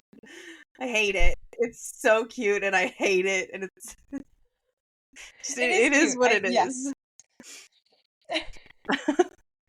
It's just so cute and I kind of hate that, but I loved the line all the same. Thought it was worth mentioning. Yeah. And then she replies with, "I love you." Like, I think that I love you, as like they're being very intimate. And he says, you think or you love me. And I find it, like, I personally found it like, I mean, trying to like put my thoughts. I thought it was haters coming back out. It's crazy, actually. But also yes. Yeah, I just kind of find it like oddly like uncomfortable that it was said so soon. Like, this is their second time having sex, and she's like saying how much she's like in love with this man. And he's also no better. I'm not saying that he's not that, but he didn't say like I love you. And she like the tables were not reversed. No, what he does say though is like, I fucking need you and I don't need anyone, so I'm not quite sure how to handle this feeling, but I'm giving it my best. Mm-hmm. He doesn't actually say that he loves her, which is in and of itself something that could be a whole other thing that we unpack at a later date, maybe further on down like the line. But I also think that it's kind of, it's like so, I think the reason why I find it like deeply uncomfortable is because from a woman's standpoint, I know that women can feel deeply emotional and connected with people that are giving them absolutely fucking nothing. And not that he wasn't giving her like things, but at the same time, if you look back at his like past behaviors, he's kind of doing the bare fucking minimum. And that's why like me as a girl's girl that I am now, I'm like, you don't love that man, girl. Me, you don't actually love this man, girly pop. You like his dick. And that's okay to like his dick, but that doesn't mean that you're in love with him. But that's just like that's a personal conversation that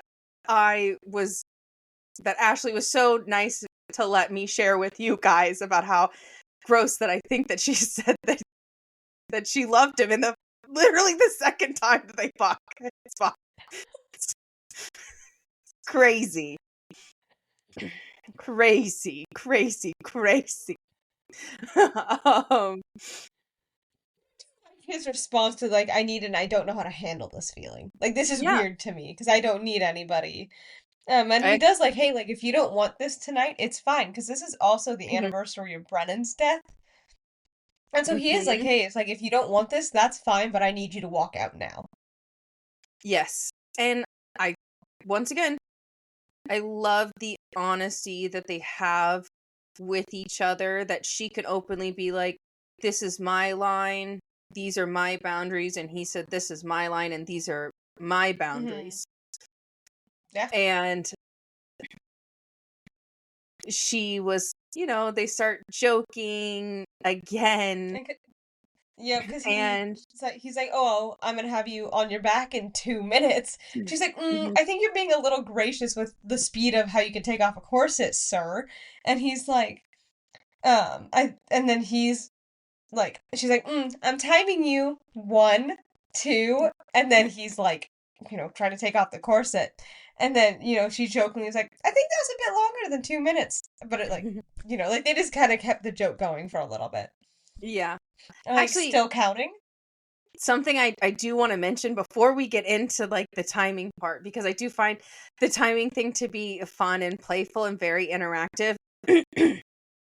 Right after Violet says that she's like completely in love with this man, before first of all, I think we should note that it's even before they fuck for the second time. She says it, and then she follows up with Take a this breath. statement. Yeah, you're right. Mhm. And then she Everything's follows up. fine. She follows up with this statement.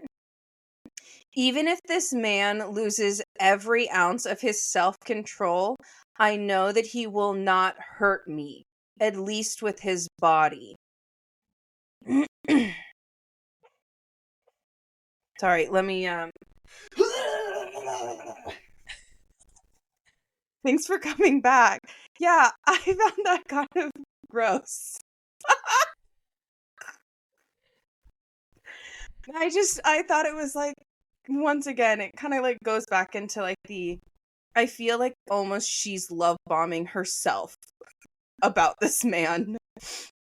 Yeah. But it's cool. But I did think that the timing thing was fun. I think that her being like, I will time you to take off a corset, because even as a woman, I don't know if I could take a corset off in under 2 minutes. No. And, Like, the reason on that you my feel so body or in gross somebody about, else. and, like, the reason that you don't like how she says this about Zayden is because she should truly be with Dane. You know what? That's crazy.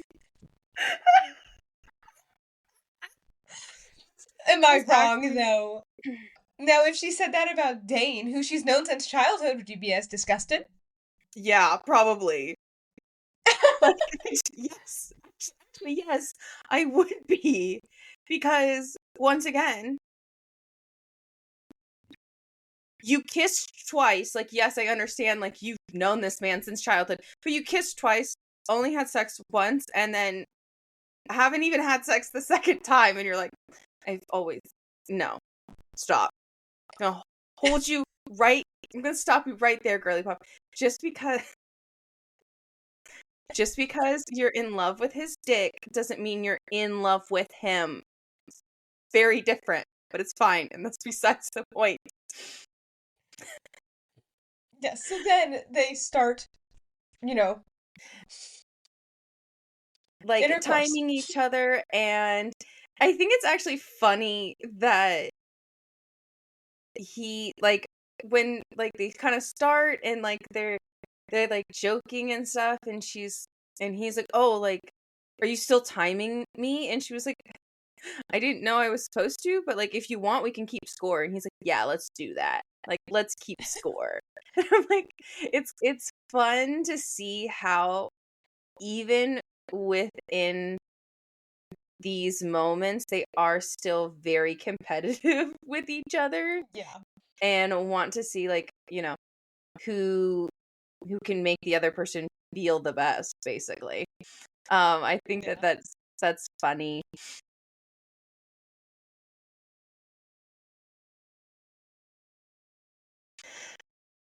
I also find it interesting when they actually start having the intercourse. um, that she says, "Oh God, you feel like so good," and blah blah blah, and he's like, I found it. Would you like me "But to read it? if you want to, you can." Oh, we also have it. You can read it. I didn't know if you had it open. Please continue. Yeah. I was also just looking for it. But what are you calling out for? Because it's just me and you, and I don't share. I'm not gonna lie, it doesn't matter, like, what scenario Zayden is in, he just has big dick energy, and, like, I don't mean to say that in, like a punny way, like, "He's got a big dick," like, anything like that, but also, like, the ego on this man, like, the fact that he's so... Like, he's just, like, so on top of that is kind of funny. Just, like, Yep, and how I do really witty like, he is. yes, and I do kind of adding on to that and how she's like, oh, I'm calling out for you. And he's like, I appreciate the elevation deity, but my name will do. I I I also enjoy that part because, I don't know, half of me is like, it makes Zayden seem more like a real person for him not to be like, "That's right, worship me," you know? Uh, Yeah. which can happen in which can happen during intimacy, and if that's, like, your guys' kink, like, no shame here, but it's clearly not his kink, which is what I'm trying to say, is that it's clearly not his kink, and I appreciate that even though he said it in a fun, playful way, that he was still able to communicate what he likes and what he doesn't like, and what he wants to be called and what he doesn't. Yeah. What he wants to be called and what he doesn't want to be called. And I think that's a big thing, just going into the you should talk to your partners. And I kind of enjoyed that after they have this interaction that he openly throughout their intercourse that he is making statements like, you taste so good that I can't get enough of you. You are who I want. And this like overarching, very appreciative mode of speech and vibe that he's giving throughout like this whole thing to make her feel more secure and appreciated, and to know that like he like she doesn't have to hold back for him. And there is a point getting to the tail end of the intercourse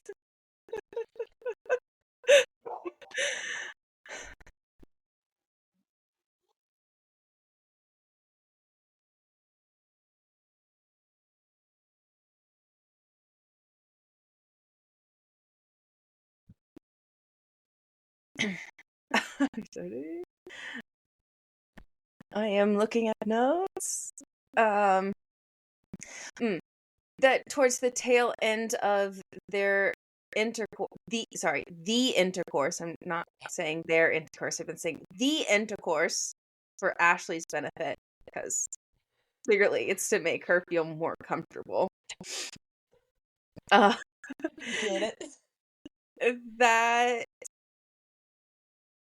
he was like, we're going to have to work on the fireworks show or everybody will know what we're doing. And he's like looking at her and is like, oh, are you good? Like, how are you feeling right now? And she's like, it was great. It was really great. And he was like, well, great wasn't the word that I was going to use. I was going to use the word explosive, but great could cover it. Yeah. I also thought that it was kind of gross, which is why I didn't want to mention it. But I do think that it is important to mention that she was like, she told him, because he said that I want you. She said, I already have you. And then he like replied back like, you have everything that I have to give for you. And then she's like, that's enough for now. And I'm like, gross. Hated it. It's okay. It was really sweet and whatever. And I'm sure that the romantic girlies were melting over that line. So which is why I felt like I needed to mention it. But I just thought it was funny, like, after they're done, how was it? It was just so great. Like, it was just great, It was just really great. And she's like, was it great? And he was like, it was pretty explosive, but I'm sure that great is an appropriate word to use as well. Yep. And then he also does mention that's like, oh, like, that was 2, because he made her, like, finish twice. And it's like, okay, let's get you to 3, maybe 4 if you're still awake. Mm-hmm. And the fact that she is like, let's keep, like, kind of basically like, let's keep going. And then she feels like a draft in the room and gets distracted for a second. She's like, this is for some reason what I imagine happening. Is she feels a draft and she's like, why is it cold? Like for instance, like, why are my boobs all of a sudden so cold? Like, they shouldn't be feeling drafty in here. And then she Basic. realizes, Perfect. and she realizes like why he's like, oh, yep, you're right. I can see why you said explosive because that's crazy. And she's like, She shattered the window.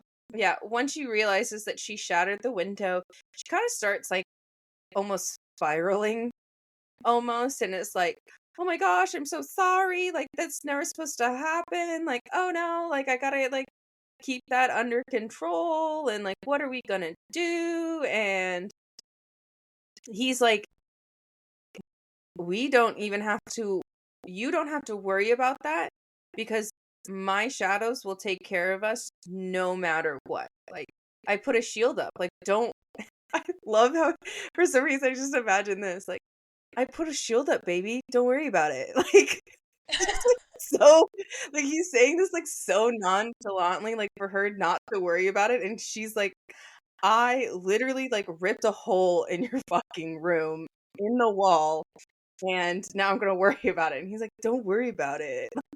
I just think it's funny. It is very funny. um, and there's it just also the fact that like it is funny that he's like, oh, don't worry about it, like my shadows will always like take care of us. And he says like, I got you covered. If you want to destroy the dresser next, don't worry about it, I got this. And they kind of start getting back into it again, and you just hear like this very loud knock, and Zayden is like, for lack of better terms, it's a little bit more explicit than the book. Zayden is balls deep in Violet and is just like, go the fuck away. Like, if I have, if I, if he's like, if I have to pull out right now, I'm gonna fucking kill somebody, and somebody better be fucking dead. And then you just hear, I can't remember if it's Garrick or if it's Bodhi's voice. Garrick's voice being like, well, I'm pretty sure there's more than one person dead, and you better put your flight leathers on and bring Sorengale with you because we're under attack. And then that's where the climactic chapter ends. Okay. That's it. Ashley, do you have any puns to end the chapter? No. I love that. I will like to say though, I do like how it does acknowledge how he always like makes her finish before he even like starts. Yeah, I find that so fucking hot. Like that's so attractive. Like good job, sir. Which is, first of all, which I shouldn't even have to say is a good job, because all men should do this. That is literally the bare minimum, and that should be the bare minimum. And the fact that society has warped our standards is shitty of society. Yes, I agree. But I do like how it is acknowledged, like, hey, like every single time, like she always finishes first before like they even like start anything really. Yes. Like Which the actual like penetration. I love. I love Yes. that. And I'm like, I also like that he very clearly knows what he's doing without her having to like tell him what to do, or to tell him to change the pacing, or to tell him like any of that, which I'm sure like that happens throughout, because that's very natural to happen while you're having intercourse. But I the reason why I laugh after every single time I see the word intercourse, because I never use this word. This word is just like a I don't You use can't it. say have sex or you fuck or something. You know that, right? I know, but I just feel like for this, it makes it more clear. That is true. I agree with this. More clear. It's specifically like this portion of it is intercourse. So it's just funny. I laugh because it's just not a word that I typically don't use, but I understand why it exists in our human language. So, it's cool. But I think it's great that he does that, and I think that it's amazing that he actually knows what he's doing and knows how to do it and when to do it, and I like that there is the power dynamic of he makes sure that she's taken care of first. I like that portion of it. I agree. I agree. Yeah, but I also that's agree. where but that is where this like little portion of chapters ends. I feel like it was a very overarching plot that we had. Yeah, very sex filled. A very sex filled plot for these 3 chapters. Yes. And then it's kind of interesting because this is one of the moments she does leave a lot of her chapters off on like quote unquote like cliffhangers, but I think like this is the biggest cliffhanger that she's left us on. Yes, I agree. Because it I is like, know oh, we're that. under attack. It's like, oh, fuck. Yeah. And it's not just it's like the actual school that's under attack, not just an outpost or anything like that. Yeah. And so that is a pretty big cliffhanger. So we're gonna have to see where it goes next week. That's right. Thank you guys so much for tuning in. Make sure to like, subscribe, hit all of the buttons to come back to us because we definitely like having you guys stick around and hang out with us. Thanks so much for tuning in. And I guess like the one last question we have for you is, what did the void say to you?